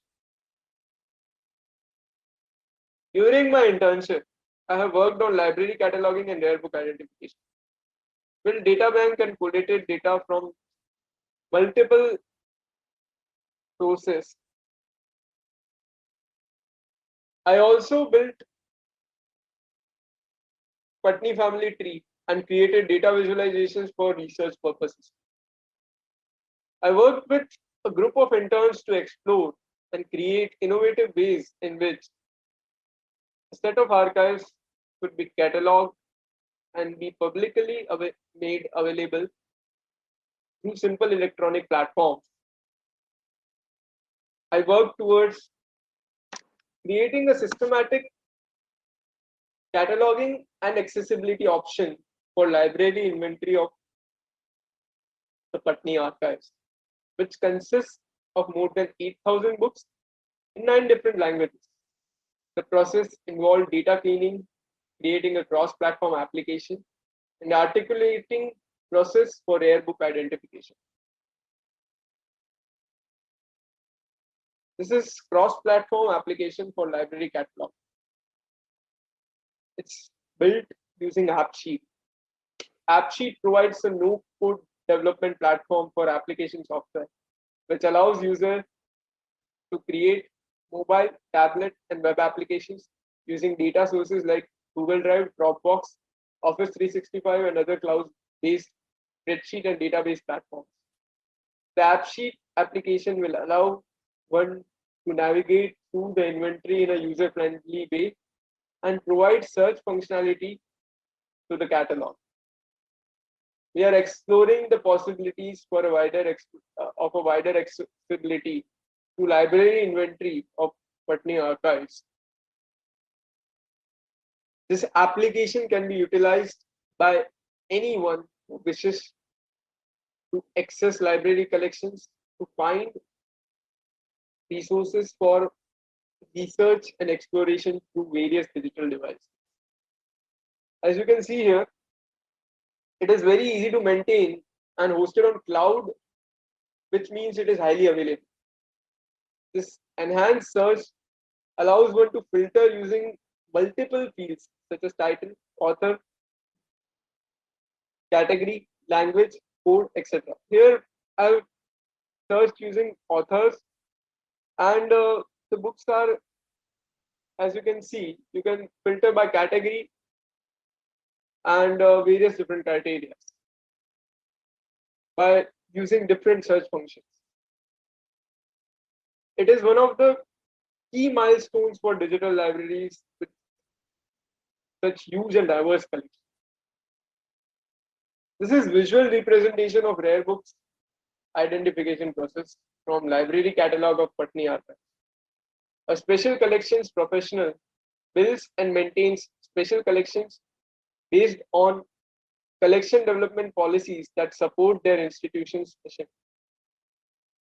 Criteria used to create collection development policies are usually institution specific and based on institutional interests, needs, and area of specialization. Criteria may also include format, type, rarity, scarcity, age, physical and intrinsic characteristics, historical and cultural significance, pedagogical and research value,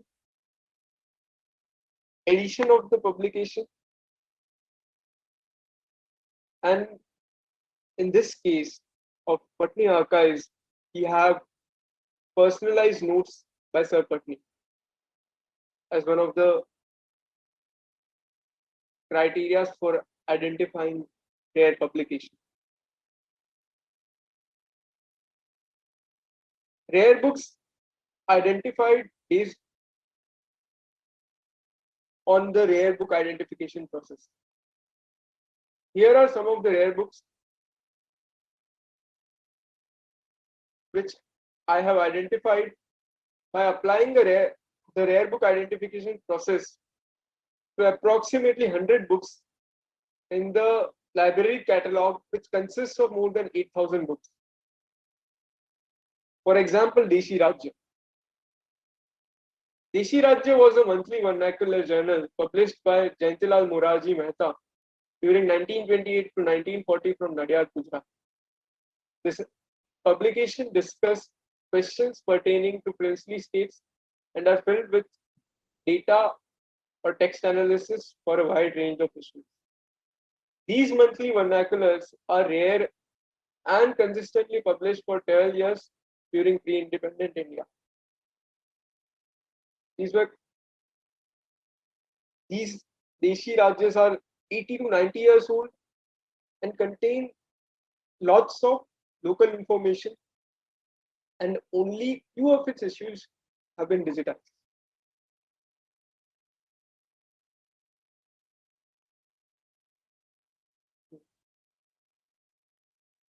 It contains data related to trade and discourse related to trade, agriculture, ports, and administration, which add to its pedagogical and research value.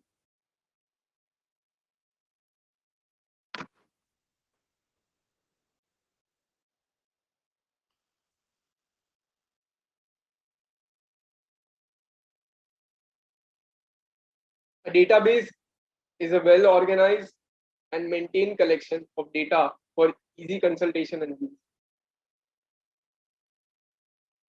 A data repository is made accessible on local and remote servers and can contain information about a single dedicated subject or multiple subjects in a well-organized manner.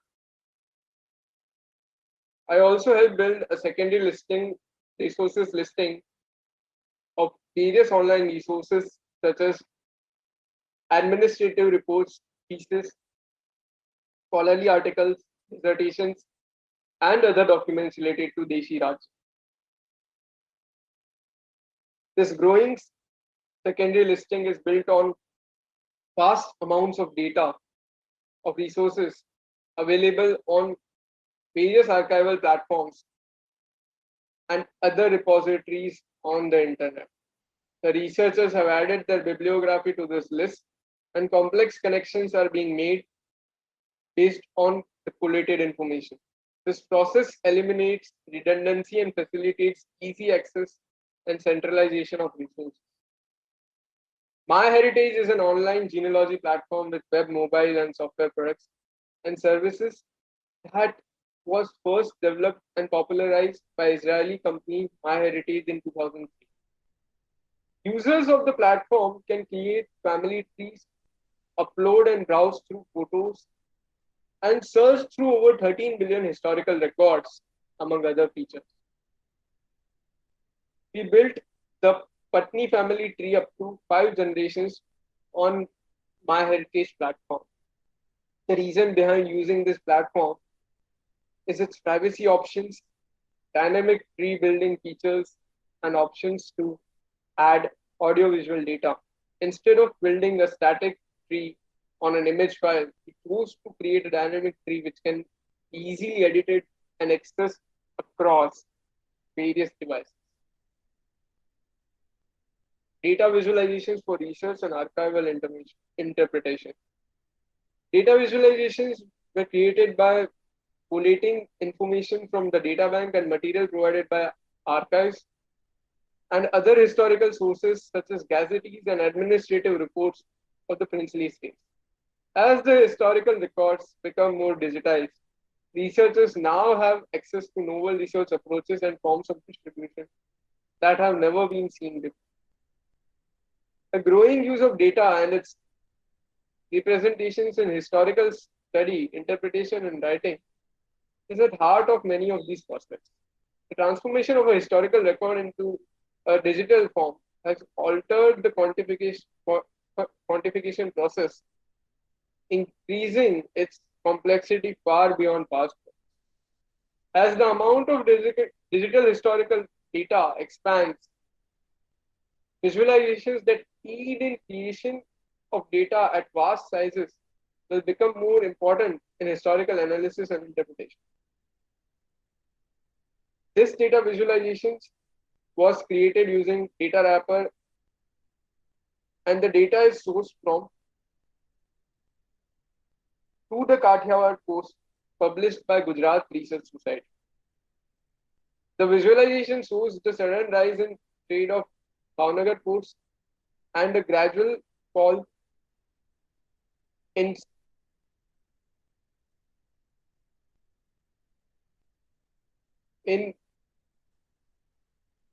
the figures of the Navnagar state. The states of Junagadh and Morbi are gradually establishing their position. The aim of creating data visualization is to help researchers compare data and illustrate complex connections.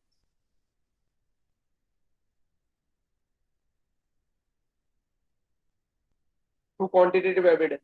It is essential for the archives to build narratives and data visualization which can facilitate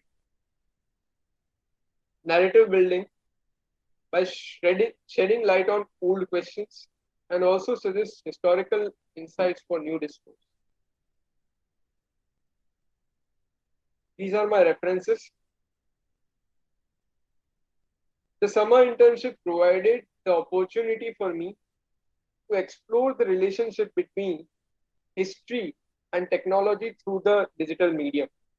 thus enabling me to re-examine the conventional notion of history through a different lens.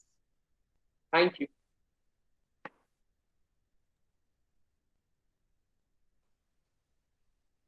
Thank you, Smith.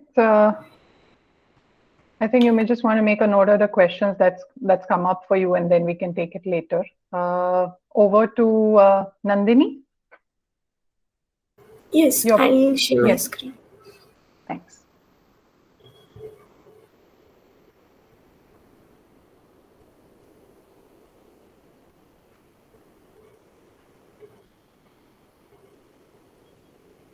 Let me know once it's visible. Yes, we can see it.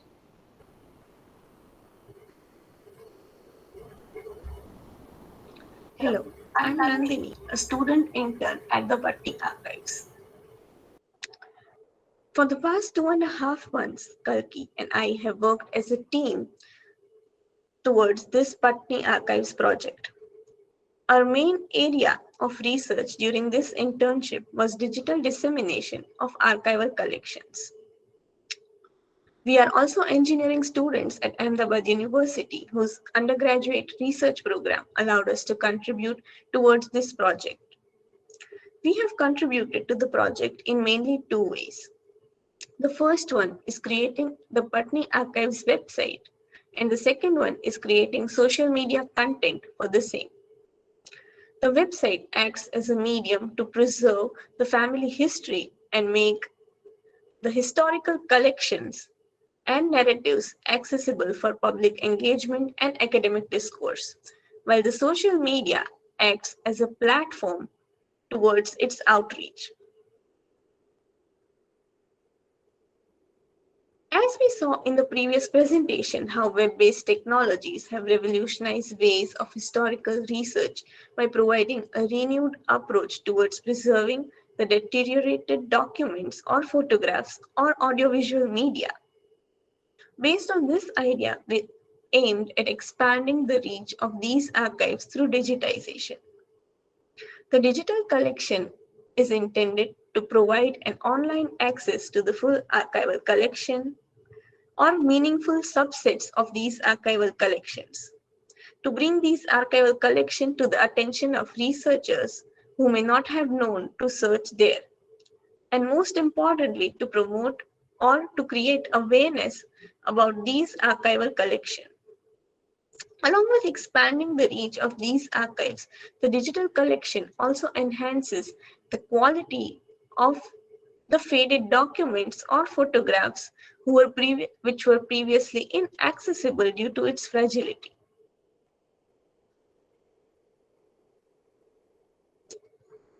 The archives were intriguing in terms of intellectuals and its academic values, due to which we perceived differences or variation in components of an archival website or in components of social media content for the same. On one hand, we deal with the original collection, while on the other hand, we deal with its creative interpretations. Hence, it makes an archival website essential or unique in terms of cumulating the original as well as the creative interpretations of these collections or materials. When we saw these collections for the first time and anticipated the idea of its digital creation or digital representation, we mainly worked on 2 sets of ideas. The first one was creating awareness among readers and researchers that there is more to these archives than meets the eye. That is, the archives are not just about Sir Pattani. There are also main roles or main characters apart from Sir Pattani involved in these Pattani archives. And the second one was to actively preserve the regional narratives, encourage its creative interpretation of historical information, and make them accessible for public engagement. I will be talking about the first set of idea, that is the perception of these archives. Sir Pattani is obviously the protagonist of these archival collection. But when we saw these archival collection during our journey or during our internship, we discovered that there are many more characters whose role needs to be highlighted. For instance, we have Ramaba or Sir Pattani or daughter-in-laws and sons of Sir Pattani, whose key role in administration of modern Bhavnagar could not be overlooked. When we talk about administration and collection, we also cannot forget the establishment of Pattani Trust. The establishment of Pattani Trust acts as a landmark event towards preserving Sir Pattani's values and beliefs. The present and prospective team of the Pattani Archives also stresses the acute role of the works carried forward by the Pattani Archives. All of these factors are significant when we describe what Pattani Archives are, and hence we have created various sections in our About Us menu of the website distinctly.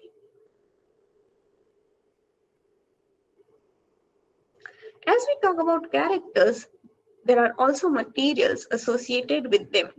The Pattani Archives has a huge collection or huge library catalog of documents and artworks. Upon closely examining these collections and library catalogs, we decided to have an independent web page entirely for collection after looking at various archiving projects and looking at the process or looking at the visualizations of how these collections are displayed across various projects. So our collections section consists of mainly 6 parts. That is correspondences, reports, photographs, library books, artworks, and documents. This is a glimpse of our collections webpage. This webpage consists of all the original document that emphasize the need to preserve these 100-year-old archives. Not only do they provide an insight into the life and times of Sir Pattani, but they are also of value to other researchers who may carry forward the Pattani Archives exploration with creative interpretations. Having said about explorations and reach, public engagement cannot be overlooked. The engagement of archives in various conservator visits and public events is something that needs to be communicated while we talk of dissemination. Hence, we discovered a need for a research section as well in our website. It stresses the importance of inquiries and features the former and current research updates. Here is a glimpse of our research section which has 4 tabs, that is conservation, participation, storytelling, and publications. All of these aspects correspond to every facet of the Pattani Archives and its digital dissemination. Summing up my idea of archives dissemination, I would like to conclude by saying that the archives hold a significant value, not only for preserving Sir Pattani's wisdom, but to preserve the history of, or preserve many histories of the Bhavnagar city, the Pattani family, the princely states, or pre-independent India for that matter of fact. It is also of importance to every other person who wishes to inquire, delve, and know more about the Pattani Archives and the Pattani family collections. The internship provided me a valuable experience in witnessing the immense scope of an interdisciplinary approach towards history and technology. At the intersections of both lie opportunities of new unconventional methods of learning. Now my co-researcher Kalki would share her idea of archives or another set of idea that we have worked upon, that is the archives conservation and dissemination and awareness.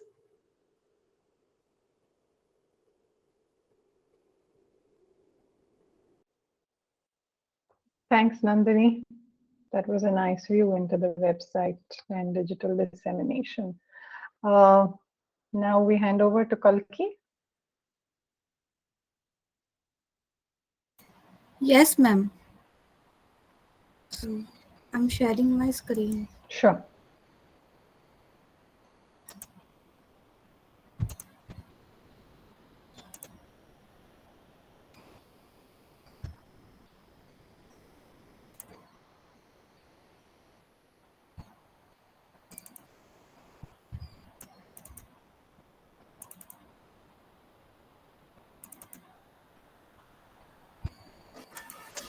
Hello everyone.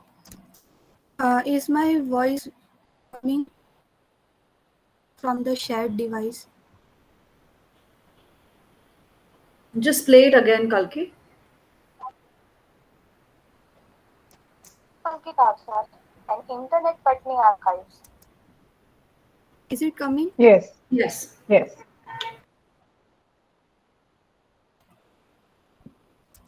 Hello everyone. I'm Kalki Tafsar and Internet Pattani Archives. For the past 2.5 months, Nandini and I have worked as a team on digital dissemination of archival collections. We are engineering students at Ahmedabad University, whose undergraduate research program allowed us to contribute to this archival project. Our research project cumulates to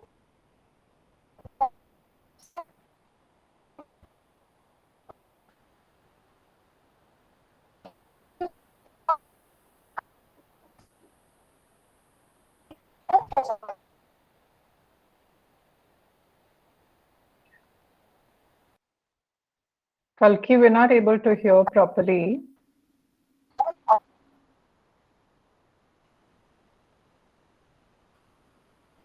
Should I replay this or? Yes, because it got stuck and then it's breaking the voice.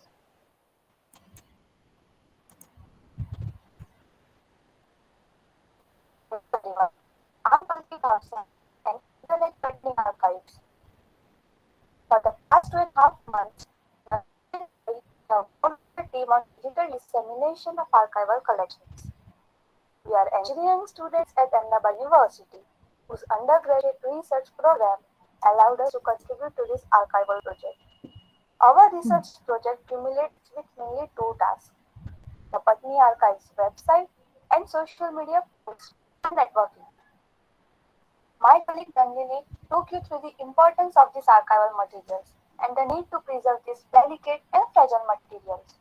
Among the two sets of ideas mentioned previously, I will be talking about conservation and dissemination of the archival materials with the help of the Pattani Archives website and its values and dynamics as well. So start now. We observe the crucial role of objects in archival projects and their need to be preserved. Its foundation was set by the establishment of Pattani Trust. Since then, there have been numerous milestones that the archives has achieved in terms of their presence and values. To accumulate these accomplishments, we have created a timeline for the inception of Pattani Archives. This timeline is created by embedding HTML code that serves interconnections across several pages. For example, last event at Pattani Archives is a current event. To explore the event details, we can click on the No More button on this timeline. Note that this timeline is set from 1993 to the most recent event by Pattani Archives. It is sorted in descending order, that is, the latest event appears first. This also gives quick access to the latest events by Pattani Archives. At last, I would like to talk about the overall design of the website. The website is designed keeping in mind subtlety, visual identities in terms of plugins and cross-platform visualizations, and dynamics required for an archival website. The website is different from typical e-commerce or educational websites. Its design is also done considering its requirements. The choice of colors suits the images displayed on the website. The font style complements the history, ancient fonts, giving a bit of modern touch. The text element is done in the middle to make the reading of longer text comfortable while keeping proper formatting in mobile, tablet, and laptop devices. The screen designing and prototypes for the website were prepared on open source platforms like Canva and Wix. The website is designed using new Google sites but with interactive and embedded HTML plugins.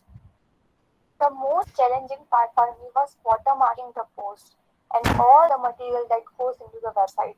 The logo had visibility issues and the size was reduced. Also, the logo color does not suit the selected color scheme, which is burgundy. We decided to change the color to plain black with a transparent background while maintaining the font type, spacing, and alignment. Again, the visibility of logo is unclear. Hence, we decided to change it to white color. And now, each media that is publicly accessible now has a watermark on it. On accumulating the overall design, we had made sure that the human-computer interaction is smooth. The user interface will be user-friendly and the user has a soothing user experience after visiting the website. In sync with this website, we had to create social media posts. We used Canva for creative templates. The first thought that came for engaging the user is through images. But we had black and white images, which may be boring at the times to look at. We added colors using online tools available. The colored image looked beautiful and engaging as compared to the previous one. We refer to other social media handles, analyze how the user reacts to a particular post. We also noticed which kind of posts get more reach. We also concluded that the objects, videos, comics, and short stories get more user reach compared to the posts with text. And then we finalized the type of social media post we are going to create. Next, we created different templates for each type of post with a few samples. Summing up my presentation, in addition to the technical learning, the Archives project provided the opportunity to explore a new field. I experienced preserving the historical archival collection, digitizing it, and displaying the original items while reviving them in a creative form. I also learned to communicate with colleagues, work as a team, deliver within the given time frame, and manage the development of this website. Thank you.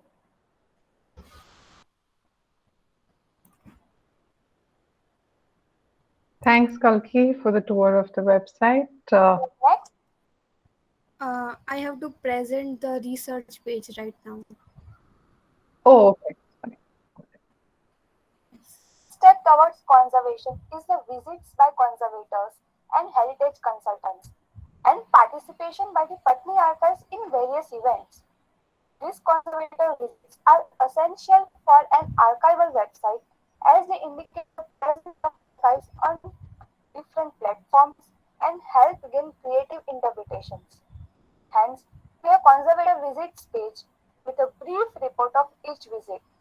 In January this year, Ada Kumari, Tijeshwari, and Intech Lucknow have visited. Do read about these visits and know what treasure was hunted after each visit. We also have a participation page showing the participation of Pattani Archives in various events. For example, Constructing Personal Archives CPA, a 4-month-long incubation program covered different steps of building the archives, which are digitization, cataloging, building narratives, and curating the archives. Each step was beautifully shared by engaging participants in a full-day workshop packaged with presentations and exercises. Mini sessions was one of the mega events where the archives was amongst the dozen diverse archives across India. The archives presented their experience on inception and journey at International Archives meeting 2021. We also have other small visits, like other conservators who visited the archives, but the archives also visited other institutions. For example, Handpicked Archives and LD Indology Lab. The details are also reported on the website for those who want to know more about us. After the conservation and participation, the contributors, interns, and the team of Pattani Archives have a lot more to say about their contribution, experience, and work. Our current team has exhibited narratives on their outcomes. Make sure to read these articles in this storytelling section. On our research page, the most essential page is the publications page. It is a key element where the Pattani Archives and Pattani Trust publish Sir Pattani's writings and books in Gujarati as a sign of conservation and preservation. Many books are also translated and published in English and Hindi, symbolizing the dissemination of the archives. The publication also offers a witness to the intellectual dynamicism and wisdom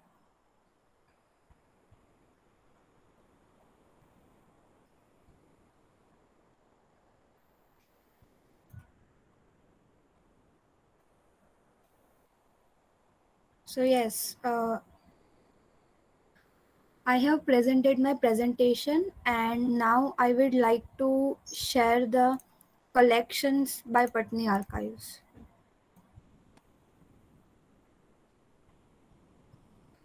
So currently we have identified 6 different parts of collections, and which are library books, photographs, artworks, correspondences, reports, and maps, as discussed earlier by Nandini. So this is how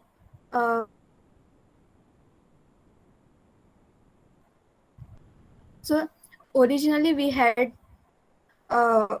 cardboard flap folders and original indices of Sir Pattani's library, and some books from the library as well. There are also some books which are written on Sir Pattani, which are visible here. And these 3 books, as discussed earlier, were written by Sir Pattani.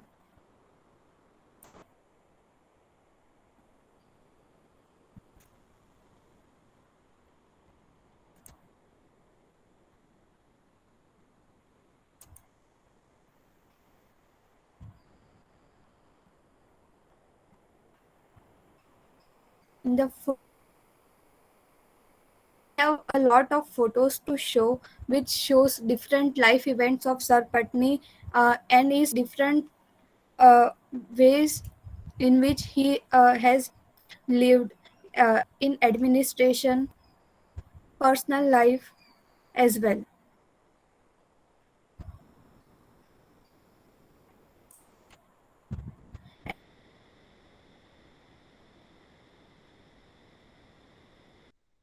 Marks. So these are the blocks which are engraved on metal plates, which are edited and then water and then kept on web. The stencil work by Dutch painter and the comics which was published in the news. Kalki, your voice is breaking. We have not really understood the last few sentences.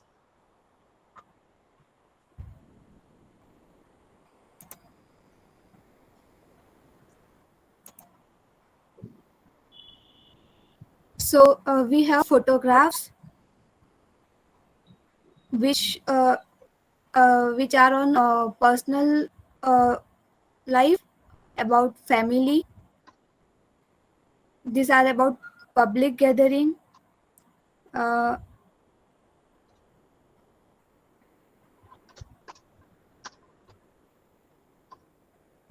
Tarini discussed earlier about the artworks, these artworks are now visible on the website, and you can also look in detail on these artworks. So these artworks are edited and then kept after watermarking. So these are the wooden printing blocks which are engraved on metal plates. This is the stencil work by Dutch painter, and this is one of the comics which was published in Hindustan Times.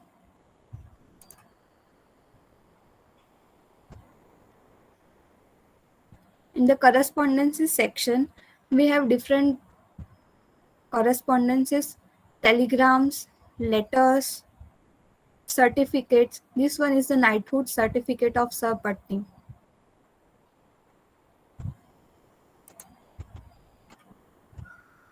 In the reports, we have a report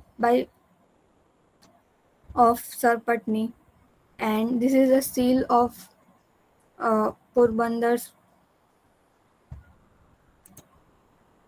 And at last, we have a map of India. All these collections are kept in the collection page of Pattani Archives website. Thank you.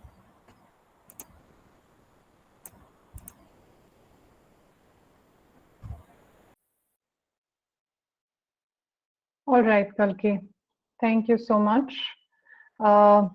With that, now I will hand over to Ishita to moderate the panel discussion with the panelists and the audience.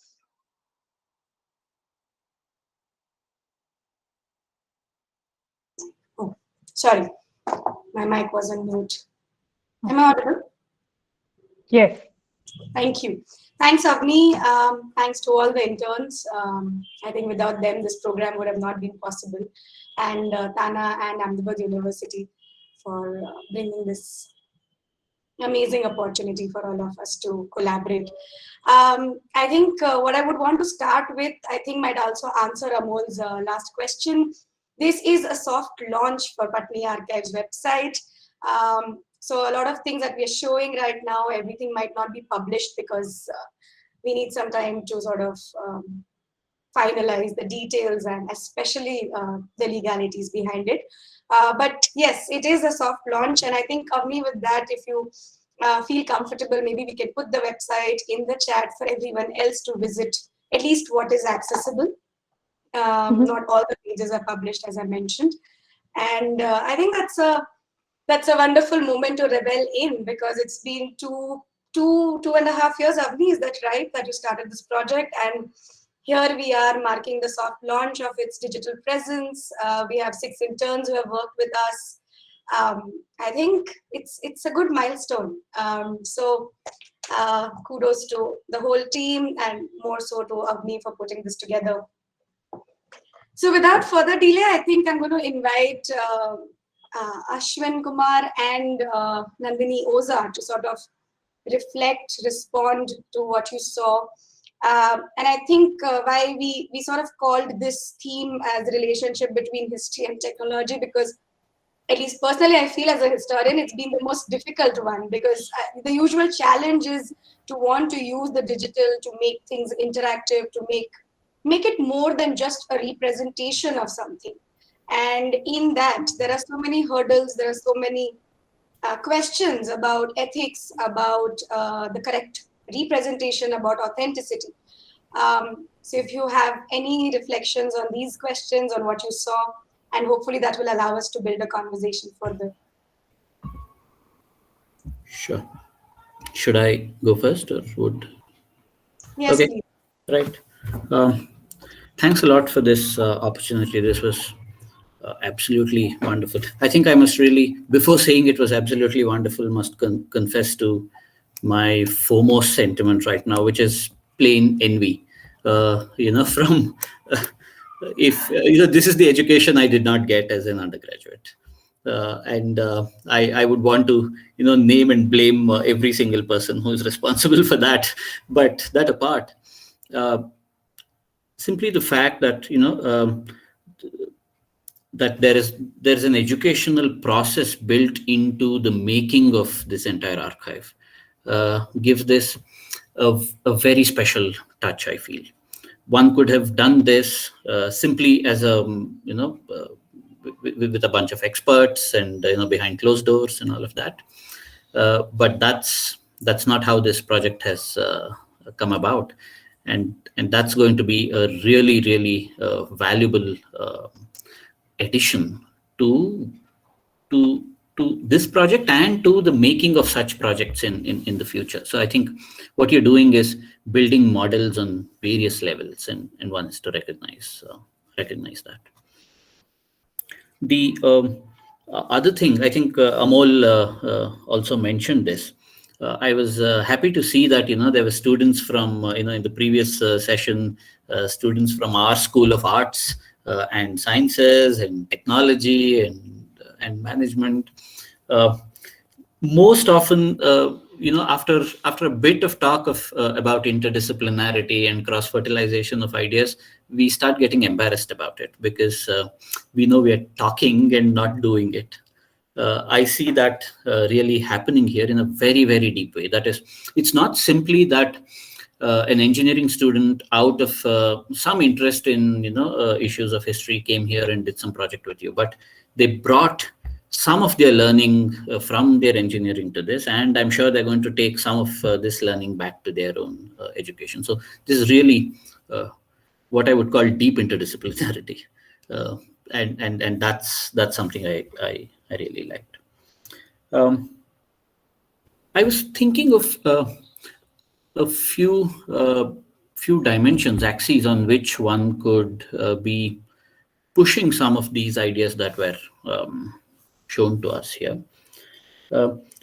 One was about, I think now the archives have matured in a way that you can say, okay, we have a critical mass of resources that we've put together.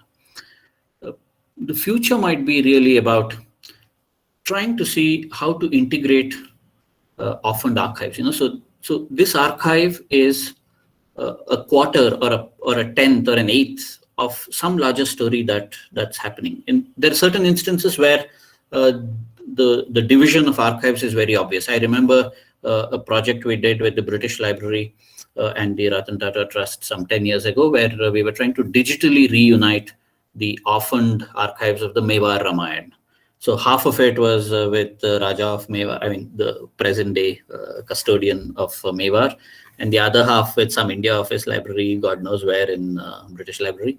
And physically you couldn't reunite them because no one's going to let go of their archives.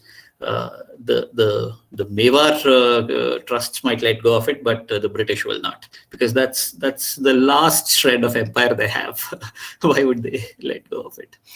So we had to digitally, propose a digital reunification of it. And if I'm not wrong, I think the British Library today hosts some version of the digitized Ramayana. Now, in that way, one could see what was the larger story of which this archive is a very crucial part. So that might be one way of thinking about it in the future. The other thing I was really thinking about from the perspective of the students who have participated here. And I think Kalki also mentioned it as part of her presentation. What were these posts that were getting the most traction? She mentioned stories and things like that. Now, just that random photograph of some 20 dignitaries sitting there with Sir Pattani in the middle, I'm sure has a book to be written. It's calling for one. Who are those 25 people? Exactly why those 25? And how come they came together? And what were all the different trajectories from which this confluence was ever possible?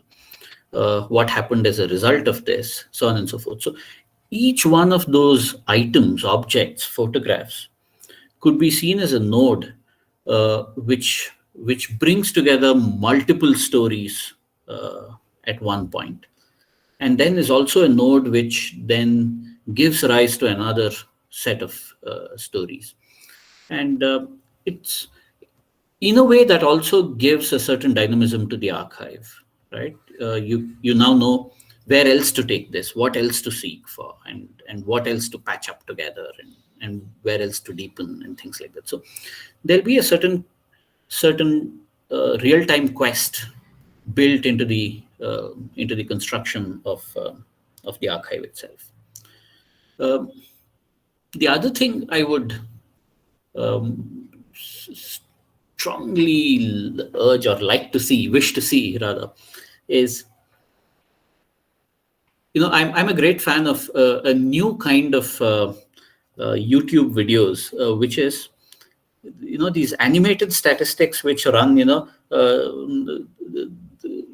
differing values of the currencies of some 20 nations from 1900 to 2020. And then you switch it on, and then it keeps going on, and then, you know, some worms are going fast and some are going slow, and then there is an entire history to be told about it. And I'm sure all of us have heard of Hans Rosling, the Swedish data analyst, scientist. He's actually a public health philosopher, a public health professor. And he invented that software called Gapminder, which animates data, and today Google has bought it and all of that. Now, I remember this YouTube video from him, which has some few million views, where he is just showing those bubbles of child mortality, you know, the increase or decrease in the rates of child mortality. But the commentary is not about child mortality. It is about world history, because there are so many correlations to be made. The moment Iran goes into a cultural revolution, the child mortality figures start showing very differently. The moment Mao's revolution comes in, the figures for China starts changing, and so on and so forth. Now, there's a certain dynamism to that kind of visualization of data, which I think the archive that you have is just waiting to be given that treatment. I was looking at some of Smith's data on, you know, the ports and all that. From multiple series and sources, it's okay if you can't have a consistent data source or a data template. One can always, like, you know, go back to correct those things. If one can stretch them to the contemporary time somehow with whatever level of patchiness, and say Bhavnagar 1932, 33, 34, but also 40, 50, 60, 2010 and 20 with whatever multiple sources. That gives us a sense of what are the questions to take back to such an archive. And I think there are many you know, objects, graphs, photographs, which are waiting to be stretched to the present. What was the future of that present in 1930s and 40s? So I'll stop here for the time being. These were some of my general observations. And as the conversation flows, I may want to just add a few more things. But again, wonderful work. And thank you for getting me to see all of this. Thank you so much for all those important insights. And at this point, I might even request Smith, Nandini, and Kalki to sort of formulate your responses instead of me answering or us answering on behalf of you. So once we listen to Nandini Oza, we sort of come back to you as to how would you respond to what the panelists have to say. Because I am sure, especially with something like GIF and videos, Kalki might already say, she had proposed it, so something like that, you know, and how it couldn't be possible. It wasn't possible in the time that we had. So any such responses which the interns might have, we'll come back to that. Nandini ma'am, over to you. Can you hear me? So yes. I hope it's loud enough. Yeah.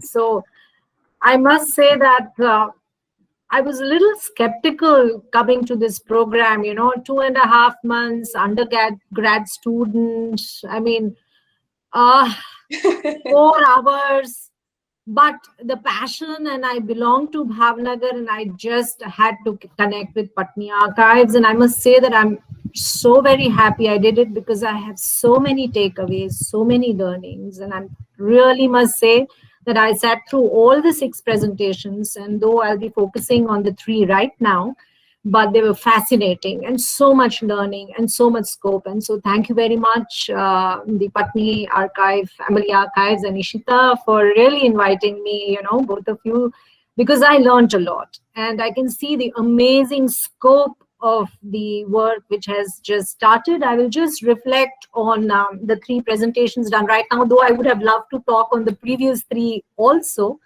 The biggest takeaway from 3 presentations made here are, you know, democratization, digitization has done that, decentralization, which is very, very important. We no longer have to depend on centralized history making, and we can now focus on history that challenges actually what is centralized by this decentralized. So I was very happy that Samit said this, that this history can challenge the mainstream history, you see, and it's decentralized, and that you can bring out what is scarce, which is not available, which is also a takeaway from the three presentations made here. So I would go a step further and say that, you know, the potential of this work is to really bring out what is scarce, even amongst the scarce sources that are available to us. I'll just give you two examples. For example, you know, the port presentation made in the previous, you know, so you students of engineering here have designed the website in 2.5 months wonderfully. But what were the engineering challenges that they faced at that time is also part of history. If you could, as engineering students, could dig that out, would be wonderful. You have started the beginning. And why I say is that currently also, you know, these are the ports that are facing both engineering, social and environmental challenges. You know, we have Alang, we have the Ro-Ro ferry, which is not working because there are engineering challenges, there are environmental challenges. So if these records bring out, you know, of those times, what are the challenges that were faced, if they're, and you very well, Nandini Bhatt, said that this is not just about Sir Pattani, it's also about what he thought of Bhavnagar. So in his records, in the correspondence, if this engineering, social and environmental history and challenges could be brought out, that would be scarce, what Samit said, you know, that's scarce. Similarly, about women's studies, you know, like, I mean, we would know a little bit in detail about Sir Pattani, but I'm fascinated by Ramaba. And I'll just read out what I have been, you know, wanting to know. And that's how I feel that these aspects would also on the website reach out to different audience, like engineering students. They would want to know what was the engineering challenge at that time and connect it right. Environment students would want to know what are the environmental impacts of these ports then and now. And women's studies, for example, I'll just read this out. 27/4 to 1926, there is a reference in Mahadevbhai Desai's diary about Ramaba, that Patni Strina Kagalma, he has said Strina Kagalma, Chodhara Asu Dhaline Radaj Karshe. Now there is a footnote. તારીખ 27/4/26 ના રોજ રમાબાઈએ ભાવનગરના દીવાન પ્રભાકર પટણીના પત્નીએ ગાંધીજીને લખેલા એક કાગળમાં લખ્યું હતું. પટણી ઘણીવાર કહે છે કે ગાંધીજીનું છેવટનું વય પોકે પોકે મૂકીને રોવામાં પસાર થશે. Now it's, I mean, you know, so this is rare of rare. This is scarce of scarce. And it will definitely bring out, what will you put it on the website? Who will you, you know, the engineering students, the environment students, the social students, the women study. So you have huge scope. You have opened up, I mean, a gold mine. And thank you very much for inviting me here. So these are some of my thoughts which have, I mean, generated by your presentations. I'm thanking you also because I belong to Bhavnagar and I would love to know all of this much in depth and detail, which I'm sure you will be coming up with. Thank you very much and congratulations. Thank you, Nandini, for making those interconnections between the two sessions. I think you did it instead of us having to do it with closing remarks. Yeah, I think I would want us to go back to Nandini, Smith, Kalki, if you have any responses or thoughts about what Ashwin or Nandini said about your presentations.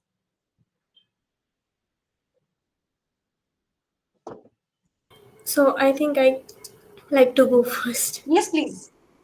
So about what Nandini ma'am said, it provided me a new approach towards what aspects can the website include further, like seeing how the engineering challenges were in the past and comparing it to what situation is in the present is something that we did not think about while creating the digital dissemination. So I think that is a new approach. And as a computer science students, I think not only in the construction, we can look about how were the ways of communication without technology being used at that point of time.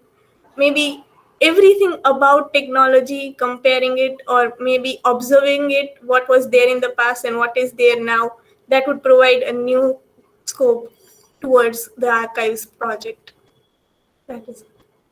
That is such an interesting acceptance. Thank you, Nandini. Kalki or Smith, do you guys have any thoughts? I would like to talk about what Ashwin sir said about the interdisciplinary education. And as Ashwin sir said, the real application of and the real experience of interdisciplinary education comes through applied learning.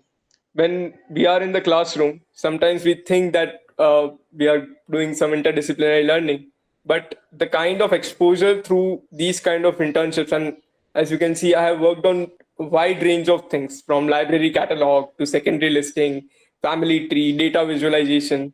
So this helps a lot. That is what I wanted to say. Thanks, Smith. Kalki? Yes. So I wanted to tell that previously, like when I was a student, I used to read history textbook, which was of my interest. So now I understood the process of getting through that piece of narrative we have in our textbooks. So there is a long process of understanding the collections and the historical objects we find of these great people. And one more point which I want to tell is now we use a mobile or laptop for communication. At that time it was telegraph which was used. So in the collection we also had telegrams written by Pattani and written for Pattani. So it was a kind of fascinating for me to look into those telegrams and understand it how it is written. It is similar to email, but it is more interesting. Right. Yeah, I think every answer of the response of the intern makes us more confident that they're coming back to Pattani Archives soon after they graduate. In the meanwhile, I think I'm going to respond to some of the points made by the panelists. I think one about digital reunification. So, Ashwin, I think if I might speak for the larger team, that is the interest. So what happens right now is we looked at secondary resources to inform us how do we look at the material, how do we connect it with the world outside and the larger narrative.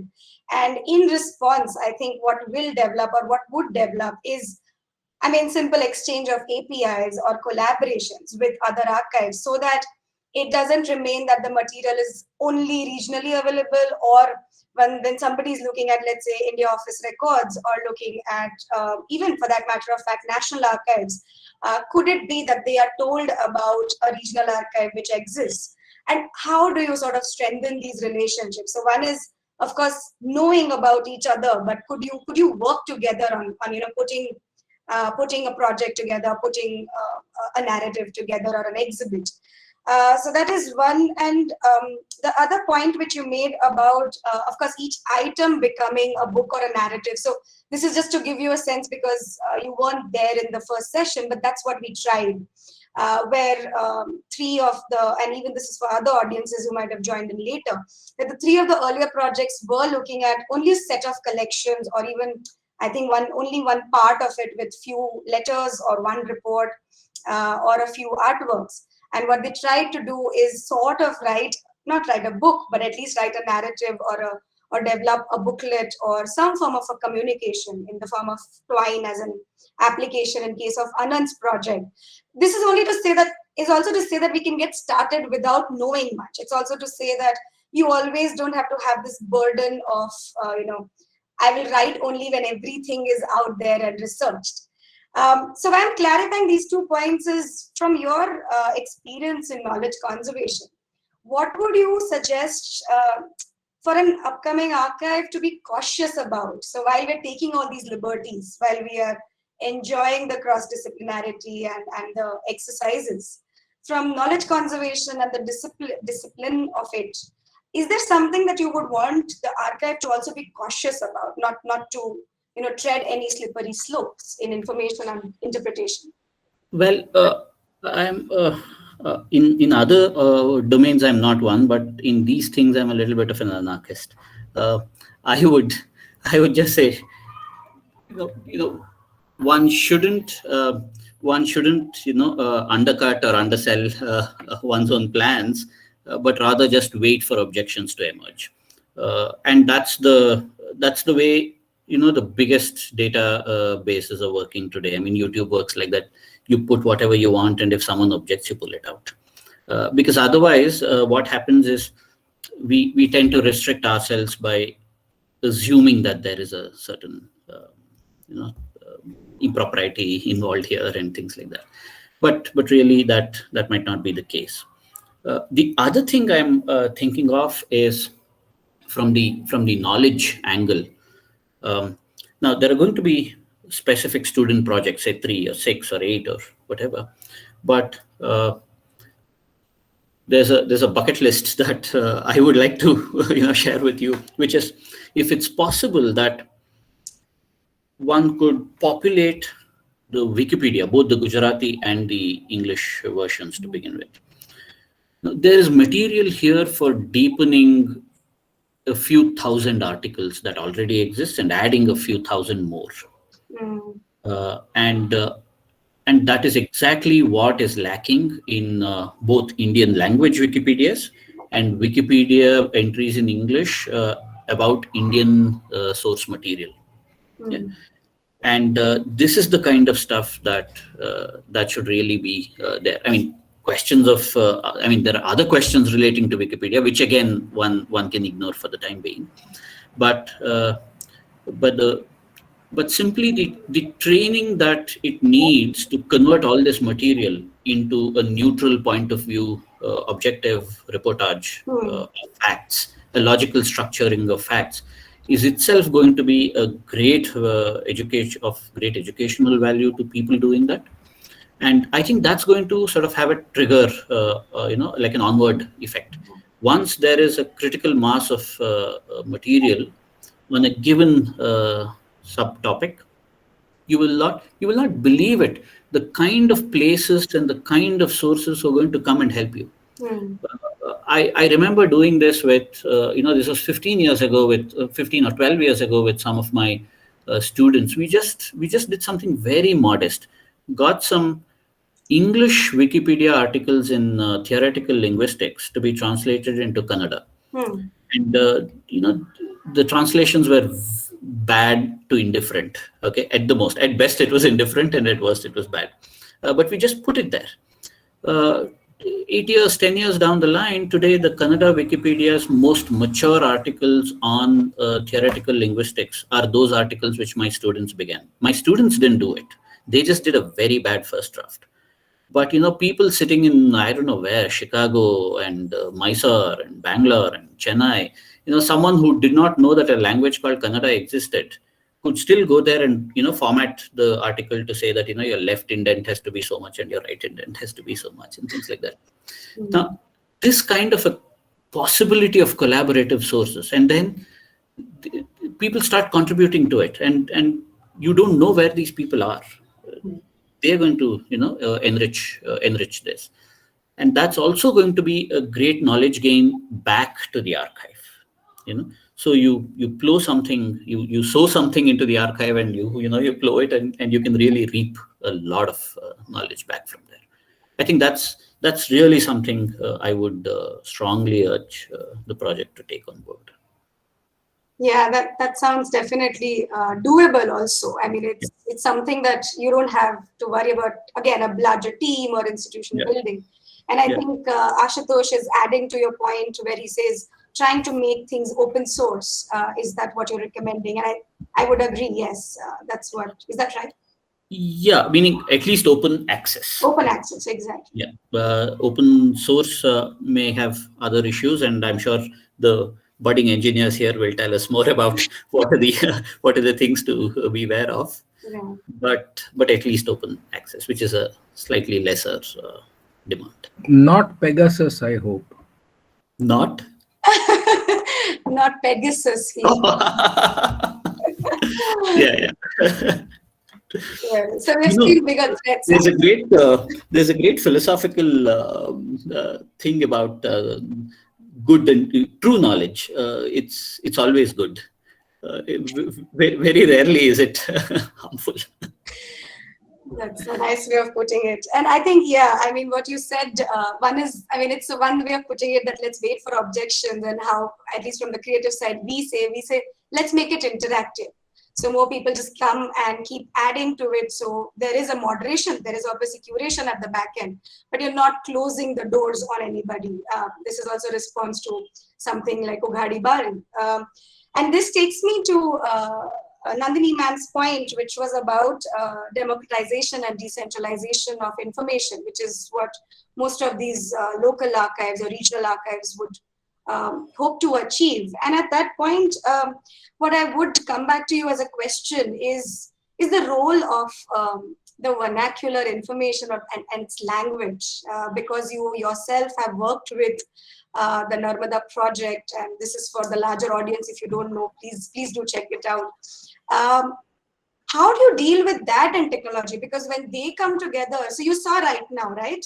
Most of us talking, we have chosen, or you spoke, we read out.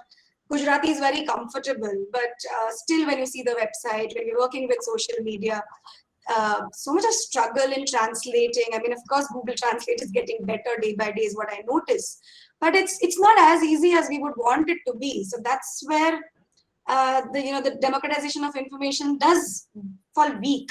How did you sort of respond to these issues when you were working on the project of Ahmedabad Archives? That's where, first it's costly to, and it's important that the things that are not going to be available otherwise, not going to be heard, not going to be visible, are first taken up, so therefore women's voices, they'll be written in Gujarati, or they'll be gone, it is his story, we all women always say that we are out. So it is very important, therefore, to really select what you want to put out, because it's costly. Translations are costly, but it is worth it. So digging out the important and prioritize the information you want to put out, which will be valuable, which will be scarce, and which is important. So I would say that women, local and social conflicts are not environmental conflicts. If these are there in local languages, and then they can be translated. So I started with prioritizing, you see. So that's very important. Otherwise, you won't be able to meet the cost. And you keep both the languages together. So I have worked, in fact, in languages which have no script. So Pauri, Bhilali, no written script. So what do you do with this? So you need translation, double translation, but it is possible now with and possible to place it with translations. But I would say that those are really rare and scarce, and I think Pattani Archives will start with prioritizing on those, and must do it, and on a priority basis. Then, because the other things will be available to you at other places, the things which are available in mainstream languages or in English will be available. So I would say that you must prioritize on what is really rare, even if it is a little costly and time consuming. So thank you. That was a very practical answer, or a solution to having to do it rather than committing to it. All right, so with that, I think my part of moderation is done. Thank you again, everyone, for joining us today evening, and I'll hand it back to Avni for the larger discussion. Thanks, Ishita, and I think Ashwin and Nandini, some very precious feedback, especially I think Nandini reading out that about Ramaba from the book was, I think, one of the most precious moments through the event, of course, for the family and all of us. And I think both of you made very strong points about decentralizing and opening up these archives, because I definitely dealt with a lot of inhibitions, reservations of how to make things available, and should we work with the undergraduate students, not, how will it go? We were doing a virtual internship. But I think I definitely have to give credit to both the mentors, where they put in structure and framework to help me have the confidence that we should go ahead and do this. And then the undergraduate students also took in that interest and got involved just in a very short period and in a virtual manner. So yeah, thank you for your insights, and now we'll open up with that for the open dialogue, where so we've had 2 sets of academic and virtual discussions. I feel this is now a good time for us to open up for an open dialogue with the team that we have at Archives and the family members who've been here and listening to all the presentations. And we also have some of our advisors and trustees here who may want to share their views. I think if Ushakant Bhai, tame છો online? So the senior art historian from Bhavnagar, I saw he had joined. But Yeah, I think they are here. They are trying to unmute. Oh, okay. I think in the meanwhile, does Smith have to say anything? I can see raised hands. Both have raised their hands. So, ma'am, I wanted to say something about what Ashwin sir said about being an anarchist while approaching this material. The thing is, this reminds me of a quote by Donna Parker, an American poet. She said that creativity is a wild mind and a disciplined eye. So we need to, when we are making complex connections and building narratives, we need to look at wide range of material, some of which is like we don't know where it will be available. We just need to shoot in the dark sometimes, and then we need to know what we are looking for. Apart from that, this also reminds me of History of Indian Business course. In Monsoon 2020, I took History of Indian Business course taught by Professor Tana. And this is what, and she showed us the Godrej archives and digitization processes and a lot of things. We also worked about a lot of historical data. And when we were making connections, we were not just looking at what was the history behind it. We were looking at political situations, economic situations, and a lot of collated data. So this is where the creativity and anarchist part comes, because today we are not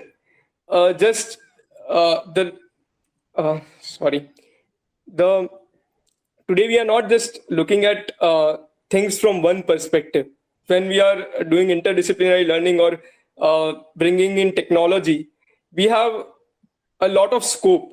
When the amount of data is also increasing, and the new technologies and tools are also being cropping up. So we need to make effective utilization of that. We need to look at it from a different perspective. For example, if we look at some data, then we can find a narrative from it. This is a different approach from what we used to look at earlier. We first used to look at the narrative, find text, and then we go to the text and find the related data to build up a narrative. But we can use this reverse approach to build more possibilities, because the data itself is very valuable in a way that it can bring up many of the stories. I express my gratitude to Professor Tana for inspiring me to take this internship and pursue and throughout the History of Indian Business course, her guidance was immensely helpful to me. That's wonderful, Smith, for summarizing your experience in so much of detail. Ashwin, do you want to respond to that? His questions about looking at data both ways? No, not yet. But I think what Smith has got is really the gist of what we've been talking about. So I'm only happy to see that we are taking the conversation forward. Nandini?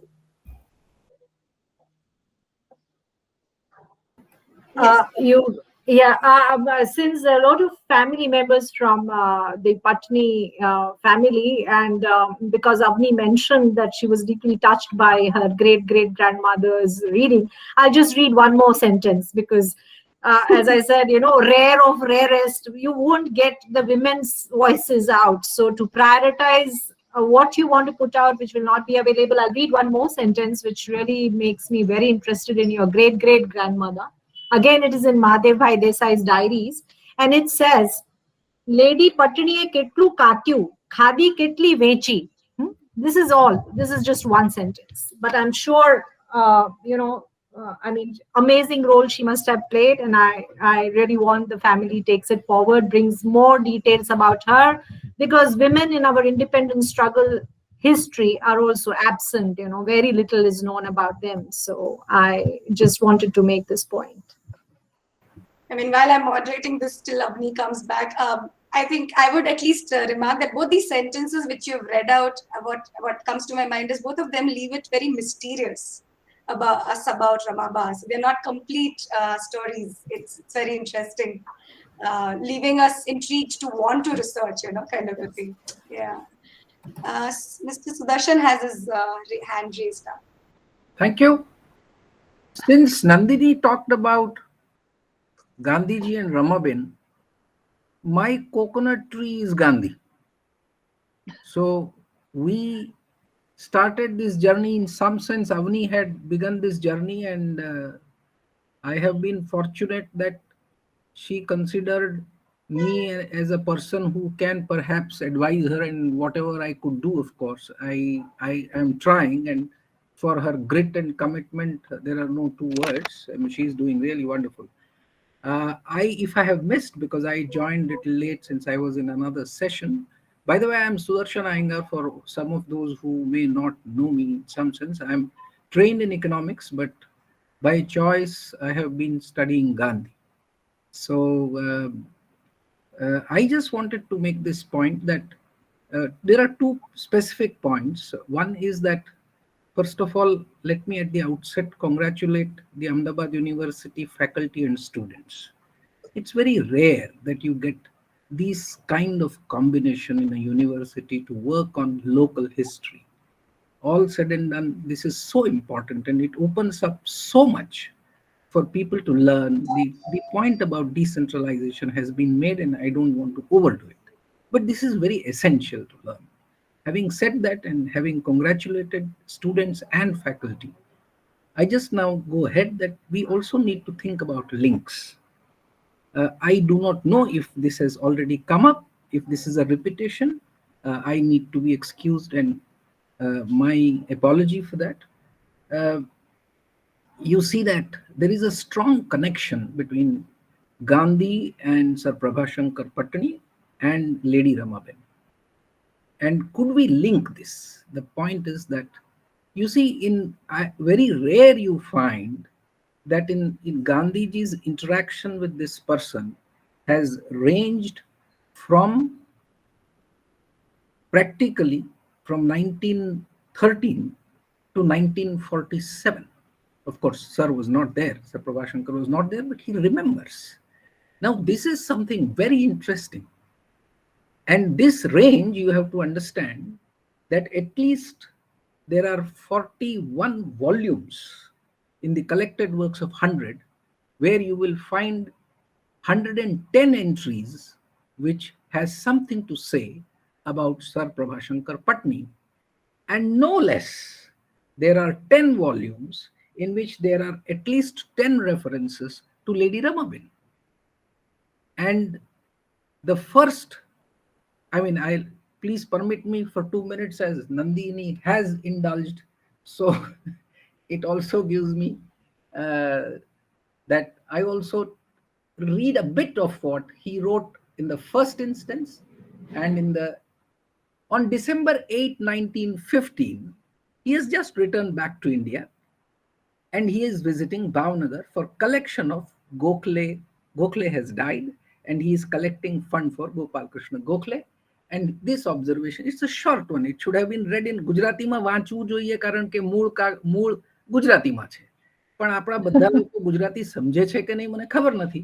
પણ એટલા માટે હું અને અંગ્રેજી આ ડિજિટાઇઝેશનના આપણા બાળકો વખાણ કરે છે તે આ ડિજિટાઇઝડ વર્ઝન વાંચી રહ્યો છું, કલેક્ટેડ ટેક્સ્ટના, જે અમે લોકોએ કામ કર્યું Gujarat વિદ્યાપીઠમાં.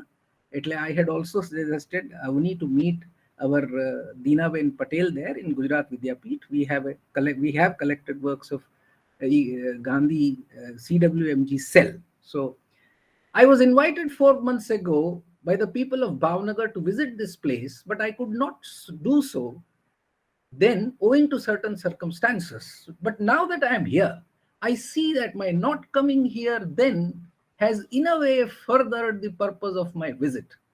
For then Sir Prabhashankar was not here, and now that he is here, I have had the honor of receiving this address from the blessed hands of so popular an officer as he.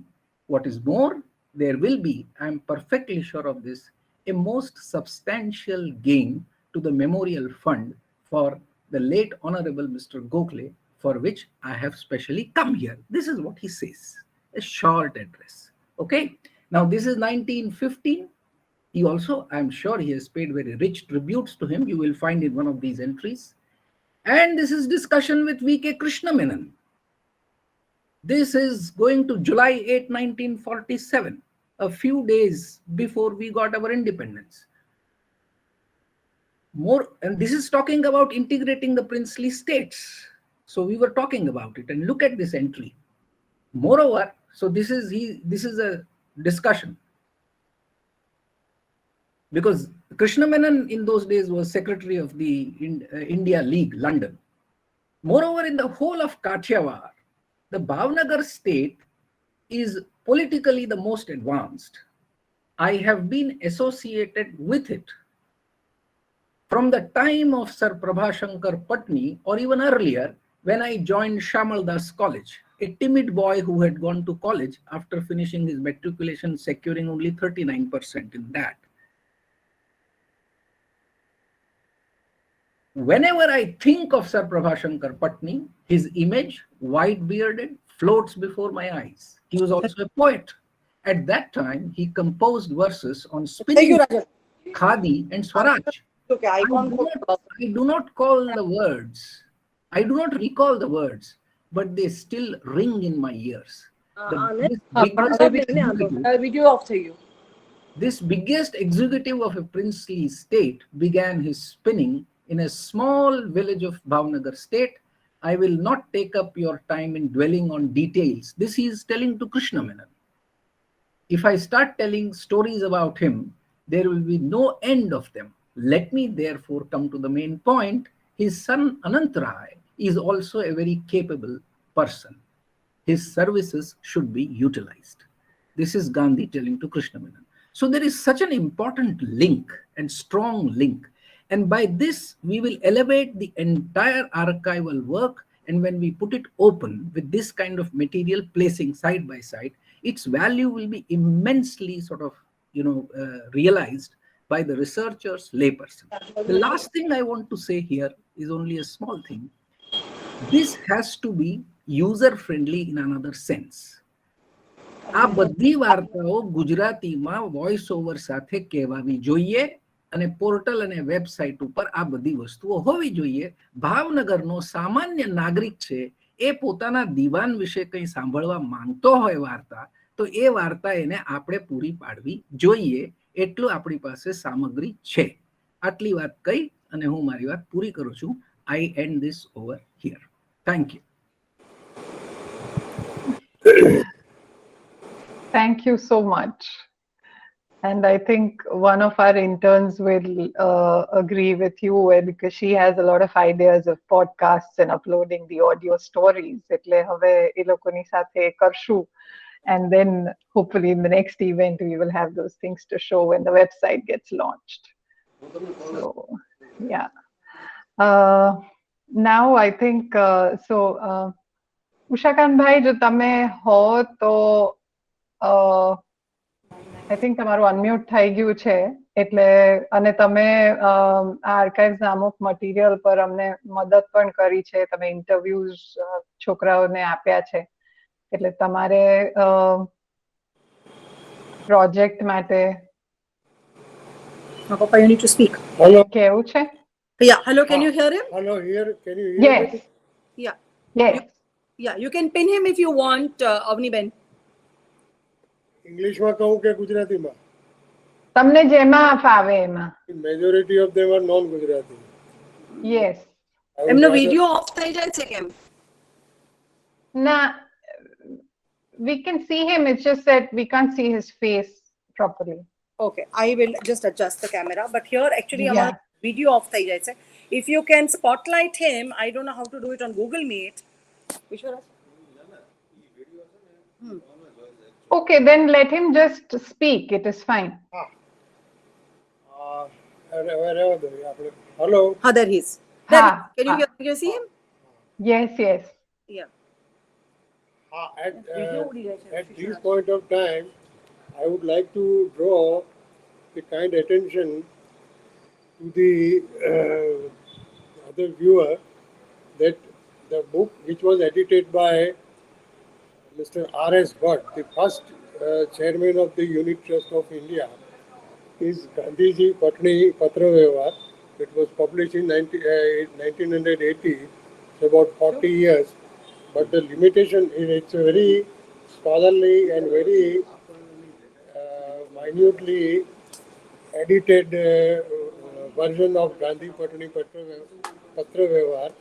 But I would wish and I would suggest when we are working on the archive that someone should work again on this book, because here it's only the Pattani writing Gandhiji and Gandhiji writing Pattani, but what situation in which Pattani is trying to write to Gandhi, that is very ambiguous. So someone should work for that and re-edit the entire book in Gujarati as well as in English. So that would give a lot of, it will throw a lot of light on Gandhiji Pattani relationship, and Pattani was trying to draw on many points Gandhiji's kind attention. Say for instance, first earlier one was about the Kathiawad Rajkiya Parishad on 1926. You know, the Congress was trying to hold Kathiawad Rajkiya Parishad convention in Bhavnagar, and Pattani objected it. So that letter is also included in that. So that shows a particular situations in an elaborate way. Similarly, the Viramgam custom, which was, the Gandhiji, when he came back from Africa, first two tasks he did was he first gave an ultimatum to Viceroy of India to abolish the Girmitiya system, and the second one which he did was in 1916 abolish the custom for the goods entering into the British territory through Viramgam. Now again in 1926, British government is trying to reintroduce that custom. So Pattani is trying to explain Gandhiji that we should protest to that. So there are a lot of, in these Gandhi Pattani Patra Vyavhar, there is a lot of material which gives, which will give viewer a good insight. So I would rather recommend that it should be re-edited in detail, because each situation should be explained first, and then Pattani's letter, and then Gandhiji's letter should be published. Similarly, the entire material should be translated into English so that it can reach to a larger readership. So I think that task, our activity of archive can do. I would rather suggest that. I think at this stage, this much is enough. I would have given more examples from this book. You can quote from there. Most of them understand in Gujarati. Yeah.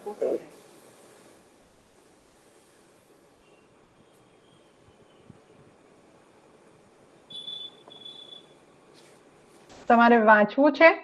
એક 2 minute એક વાંચું.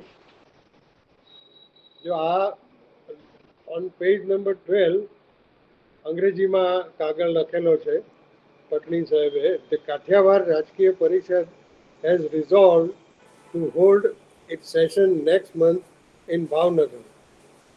It has been explained more than once to the leaders of the Parishad that, having regard to the record of its past meeting, it was inadvisable to permit to hold its session in the territory of state during minority administration. Maharaja Krishna Kumar Singh Ji was minor at that time. So, during his minority administration, if the Parishad is held, so Patni expresses the doubt કે ભાઈ અમારા રાજાને ગાદી ભ્રષ્ટ થવું પડે. એટલે જો એ માઇનોરિટી એજ વટાવી જાય પછી જો ભાવનગરમાં થાય તો વધારે સારું. અત્યારને તબક્કે એ પોતે સલાહ નથી આપતા કે પોતે સંમત નથી થતા. એ એક બહુ ઇમ્પોર્ટન્ટ સિચ્યુએશન હતી અને શરૂઆતમાં ગાંધીજી રેઝિસ બટ અલ્ટિમેટલી એ માની જાય છે અને પછી કાઠિયાવાડ રાજકીય પરિષદ મોરબીમાં થાય. ત્યાર પછી જ્યારે કૃષ્ણકુમાર સિંહજી માઇનોરિટી ઉંમર વટાવી જાય છે પછી ભાવનગરમાં કાઠિયાવાડ રાજકીય પરિષદ થાય છે. એ વાતનું અહીંયા મૂળ દેખાય છે. There are roots here. So this is a very important letter. I think Avni and the family has the original letter, which I think when we sat together, you showed to me, 1926, where the political agent also write letter to Patni to not to permit having this Kathiyawad Rajkiya Parishad there, which you had shown to, Avni had shown to me. So like that is one of the important, and it suggests about the native princely states limitations in the during the British rule. Like that, બીજું એક એ બી છે વિરમગામમાંથી જકાત ઉઠાવી લેવા માટે 1916માં ગાંધીજીએ આવીને બીજું અલ્ટિમેટમ આપ્યું ને એ ઉઠાવી લીધા પછી ફરી 23માં કે 26માં ફરી બ્રિટિશ ગવર્મેન્ટ એ વિરમગામ પર કસ્ટમની એ નાખવા માગે છે. એ વાતનો ઉલ્લેખ કરતો કાગળ પટણીએ ગાંધીજીને લખેલો અને માધવભાઈએ એનો જવાબ આપ્યો. એટલે આ ધ એન્ટાયર મટીરિયલ આજે 1980માં પબ્લિશ થયું હતું, ગુજરાત વિદ્યાસભાએ છાપ્યું હતું. The entire material Patni Gandhi વ્યવહાર, I consider it is an important document and it should be re-edited and published by our. I think at this stage enough for me to. Sure. Thank you very much. Thank you. Thank you. Tamara suggestions matter, and that will definitely be something we'll consider for the way forward when we look at other themes for research. Thank you. I think, yeah, we're almost nearing our end time, but I wanted to open it up for any of the family members if they wanted to say something. Like, I think most Shwetalben, do you want to? Sorry, Avni. I think I'd seen Piyush uncle raise his hand at some point, if I got it correct. Yeah. Oh, okay. I can't see. One second. Piyush. Sir, you'll have to unmute yourself from the. Yes. Okay. Can you hear me? Yes. Fine, sir. Okay. The original surname of our family was Bhatt. Prior to Sir Prabhashankar making it to Pattani, because there was some dispute with the Jandu family, Jandu Bhattji family. That's why he had to change his surname also. This is the story in our family. Otherwise, we are the descendant of Hariram Bhatt, and I am the descendant of sixth generation person. And certain things about the Bhavnagar port, Oza made it, and I am the only witness among our this gathering who has seen the old port in working position. I am the only person in this participation. And because I have seen it in 1950, I had been to the old port where one Japanese ship had come to pick up salt, and it was a great thing. And my father showed that there were some two dredgers some miles away from the Bhavnagar port, which were picking up silt from the bottom and throwing it some 30 nautical miles away from Bhavnagar port. This is how this port was working those days in 1950. It is not a long story. I have seen it. And my father said that these two dredgers are working round the clock and throwing this silt far away, some 30 nautical miles away from Bhavnagar. That's why that port was in a working condition. But after that, we have forgotten all these things. Now it is very difficult for the Roro ferry service also to work because now this silt which is deposited in the bottom now are in the process of becoming stone also. Very hard work because so many rivers are flowing their silt in this Gulf of Cambay, and three, four rivers from Kathiawad also are throwing some silt in the that Cambay, Gulf of Cambay. So now it is now very difficult that this old port will become operative, as also this Ro-Ro ferry service also to work. It will be very difficult now. Another thing which I wanted to tell is, but it is not written in black and white also, but it is very important how Sir Pattani was covering the people like Prithvi Singh Azad and also Rajab Ali Lakhani.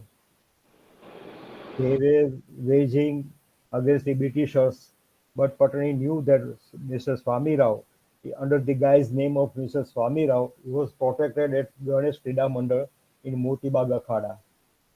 And lifelong, he had asked Mr. Prithvi Singh Azad to come and said that you continue your activities. And he said, Patni said to the government that in my state there is nothing, no undue activities by the natives. So you need not come for any investigation in my state. Don't come. He's continued with Anantrai Pattani also. It was a great thing to know. And I have seen I had visited the Andaman jail also and taken photographs of that jail where Mr. Prithvi Singh Azad was kept. Under Punjab conspiracy was the case under which he was arrested, and he was at the top of all the crimes. There were some 35 persons arrested on that count, and they all were jailed in that Andaman jail. So he was protected. Thereafter, Rajab Ali Lakhani was also protected. Thereafter, who shifted from Bhavnagar to Ahmedabad also, because he was becoming so popular in Bhavnagar that the local Congressy netas were very much against him. So he shifted his workplace from Bhavnagar to Ahmedabad. This is the story. And another thing which I would like to tell that the portrait of Mahatma Gandhi, which Sir Pattani arranged to get it prepared in England by Sir Oswald Birley. You just imagine that we achieved our independence on 15th August. That was the date, and within 13 days of that achieving the independence, the portrait of Mahatma Gandhi was displayed in the Lok Sabha building. When the Constituent Assembly was in progress, and it was inaugurated at the hands of Rajendra Prasad. So that event is now coming when India is celebrating that 75th year of independence. It's a very great thing. And when this portrait was displayed in the Parliament House, Gandhiji was very much alive. But since it was given by Sir Pattani, he allowed it to be displayed. Otherwise, Gandhi won't allow it. But the portrait which is there and the style he has, now it has become a signature pose of Mahatma Gandhi everywhere. Only should put it on screen also that people should know that what was the portrait, what was the style. It was the signature pose of Mahatma Gandhi which had become very, very popular among all. So great thing. Okay. So many things are there, but it will take more time to tell, and so many good things because I was so. My father wrote the first book about Sir Pattani, and another thing is that about Sir Satchidananda Swami, uh, who took the book of my father and he wrote it again, in which he has mentioned that Gujarat has given three great personalities to the world. One is Swami Dayanand Saraswati, another is Mahatma Gandhi, and a third is Sir Prabhashankar Pattani. But no publicity stunt was there behind Mr. Pattani. It was a great thing, really. And in Gandhi Pattani Patra Vyavahar, there is a very good letter by Sir Pattani to Mr. Gandhi. Gandhiji had said that you should issue a circular in all the schools that now schools are admitting boys belonging to SC, ST families. To that, Sir Pattani said that Gandhiji, when there is no provision that this admission was not allowed, what is the fun in issuing this kind of circular? It does mean that SC, ST people were not allowed permission. So he is objected to it and he said that I will not issue such kind of circulars. People should be made to understand that SC, ST people are our own people and they should be allowed to be admitted in the schools. He objected to that. No, nothing doing. But he was very, when he said, Gandhiji said to quit the schools and colleges to the boys against this British education. Sir Pattani said to Gandhiji that, Gandhiji, you may be right, but our country is going to achieve independence very shortly. And for running the country efficiently, we shall have two good educated boys and girls. So he gave this scholarship to people and sent them to the Massachusetts Institute of Technology. It was a great thing. And you just see the brains behind those things. We have got the photographs also. Rose Bissett had also came to Bhavnagar in 2008. He had met Shashikant Bhai also, my cousin brother, and it was a very nice meeting. It's a great thing. That book has also been published now. It is in hardbound book also, written by Rose Bissett. He has written the history of alumni of MIT. That's why he came to know that how that 24 boys and girls are there from Bhavnagar. There should be some brain behind it, not from Bombay, not from Calcutta, Madras or Delhi. Oh, this was a very small place, but there should be some brain behind it, person who is sending these boys for this higher study. That was the thing. Thank you કાકા. I think આજે આ છોકરાઓને ઘણી બધી વાર્તાઓ નવી સાંભળવા મળી. લોકોએ ઇન્ટરવ્યુઝ કર્યા હતા એના સિવાય, અને I think of course the audience એટલે તમારા હજી રેકોર્ડિંગ કર્યા છે એ ઓછા છે, એટલે જેમ નંદિની બેન કહે છે એમ હવે પ્રાયોરિટી પર પતાવશું. Thank you. I think Dhiren bhai, you had raised your hand.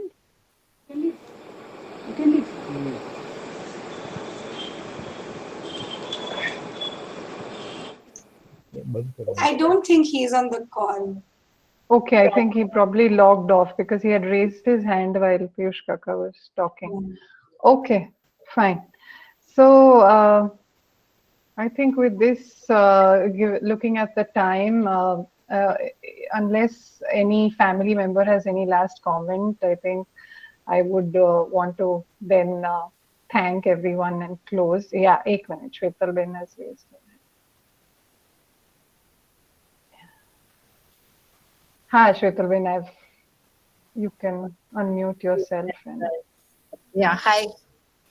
So it was, as usual, a revelation, very exciting. I thought 4 hours and I'm going to last through this, but it was very interesting through and through. Avni, I'm in a place of relief because you have a lot of work cut out, and I'm so glad I'm not into this. But I'm also in a space of envy because I know that every day must be very exciting for you. So I wish you all the best. There's a lot of work, and you can reach out to any of us. And Ishita, thank you for everything that you're doing. It's been it's very exciting for me to see all this, as a family, because I think we didn't know so much, and seeing all those prints and seeing all those objects and everything, it's very interesting to kind of go down that rabbit hole and explore all these little known facts. So thank you, all the best. Thank you so much. Avni, mommy wants to say something. Ha, ચોક્કસ. હા. ઈશિતા, તાનાબેન, અવની, અમદાવાદ યુનિવર્સિટીના બધા interns, તમે બધાએ બહુ જ કામ કર્યું, બહુ સરસ રીતે. અમને આટલું બધું કલ્પના નહોતી કે આવું સરસ કામ તમે કરી શકશો. અને છોકરાઓએ તો કેટલું સરસ, બહુ સરસ છોકરાઓએ બધું રિસર્ચ કરીને સરસ, બહુ સરસ કામ કર્યું. અમે બહુ રાજી થયા. તમે બધાએ ભેગા થઈને ને આ તિતિક્ષા અને આસ્થાએ તે અહીંયા તરત નોટ કરતા હતા. તમારે છે ને તમારે બધા માટે પેલી કાજુ પૂરી કે બદામ પૂરી મોકલવા પડશે. આમ ના ચાલે, વર્ચ્યુઅલ બધું ના ચાલે. આના મેં વિચાર્યું કે હું બધાને મોકલીશ. મને બધા એડ્રેસ મોકલી આપજો. તમને આ વીકમાં બધા ઇન્ટર્ન્સ ને બધાને મળી જશે. શ્યોર. અને નંદિની બેન મંગાવે છે પૂનાથી. બેન નો તો મેં બહુ લાભ લીધો છે. નંદિની બેન, thank you very much. Mummy ને કહીશું. This would have been very nice for her as well. Thank you so much. મારી નાની દીકરી એમ નથી આવી છે.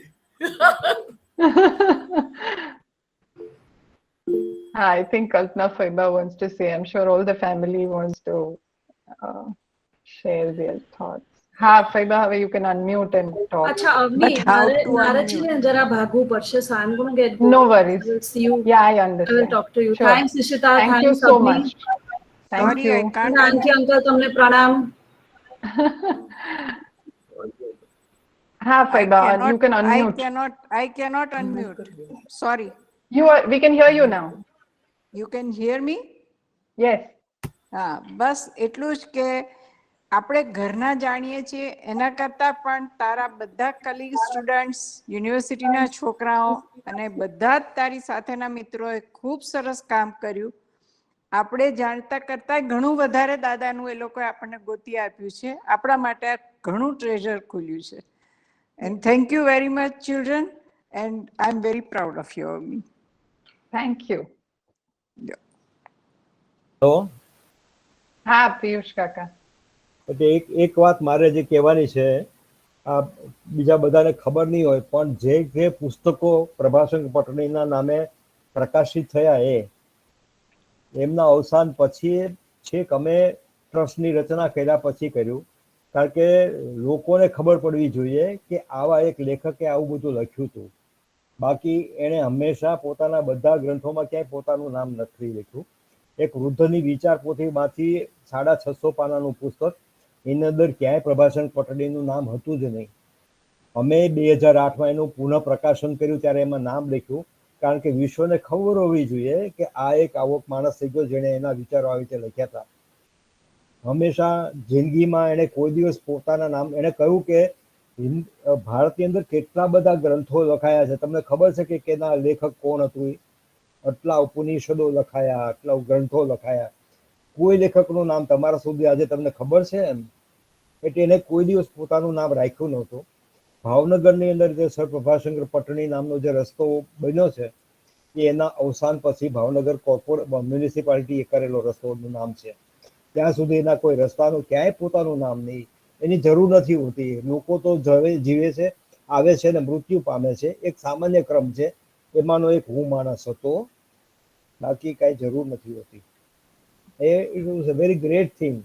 આ રીતે આપણે આજે તો કાંઈ વિચારી નથી શકતા. આપણું નામ પહેલાં આવે એવું નેતાઓ વિચારે છે, એના પૂતળા મુકાય, ક્યાં બધા આવીને વયા જાવ છો કોઈ ખબર નથી પડવાની.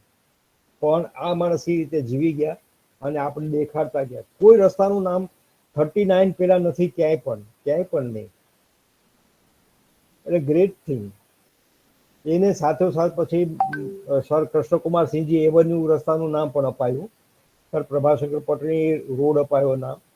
એ બધું એની જગ્યાએ પણ આ બધી એક સમજવાની વસ્તુ છે કે પોતાના નામ ક્યાંય હોવું જ ન જોઈએ એવું માનનારો માણસ હતા. Great thing. Darshana Ben, do you want to say anything? I see your hand raised. No, I'm sorry, that was accidental. Okay, all right. Okay. So, yeah, thanks, Asutosh. I think each one of us has learned. Though we had organized, there is so much new that we've learned as well. So, yeah. Thanks, Asutosh, and thanks everyone. I think it has been a slightly overwhelming experience for me to have to learn so much and see the students do such great presentations on our first event. So yes, and I think on that note now we'll close the evening today. Thank you, everyone. Thank you. Bye-bye. Bye. Bye.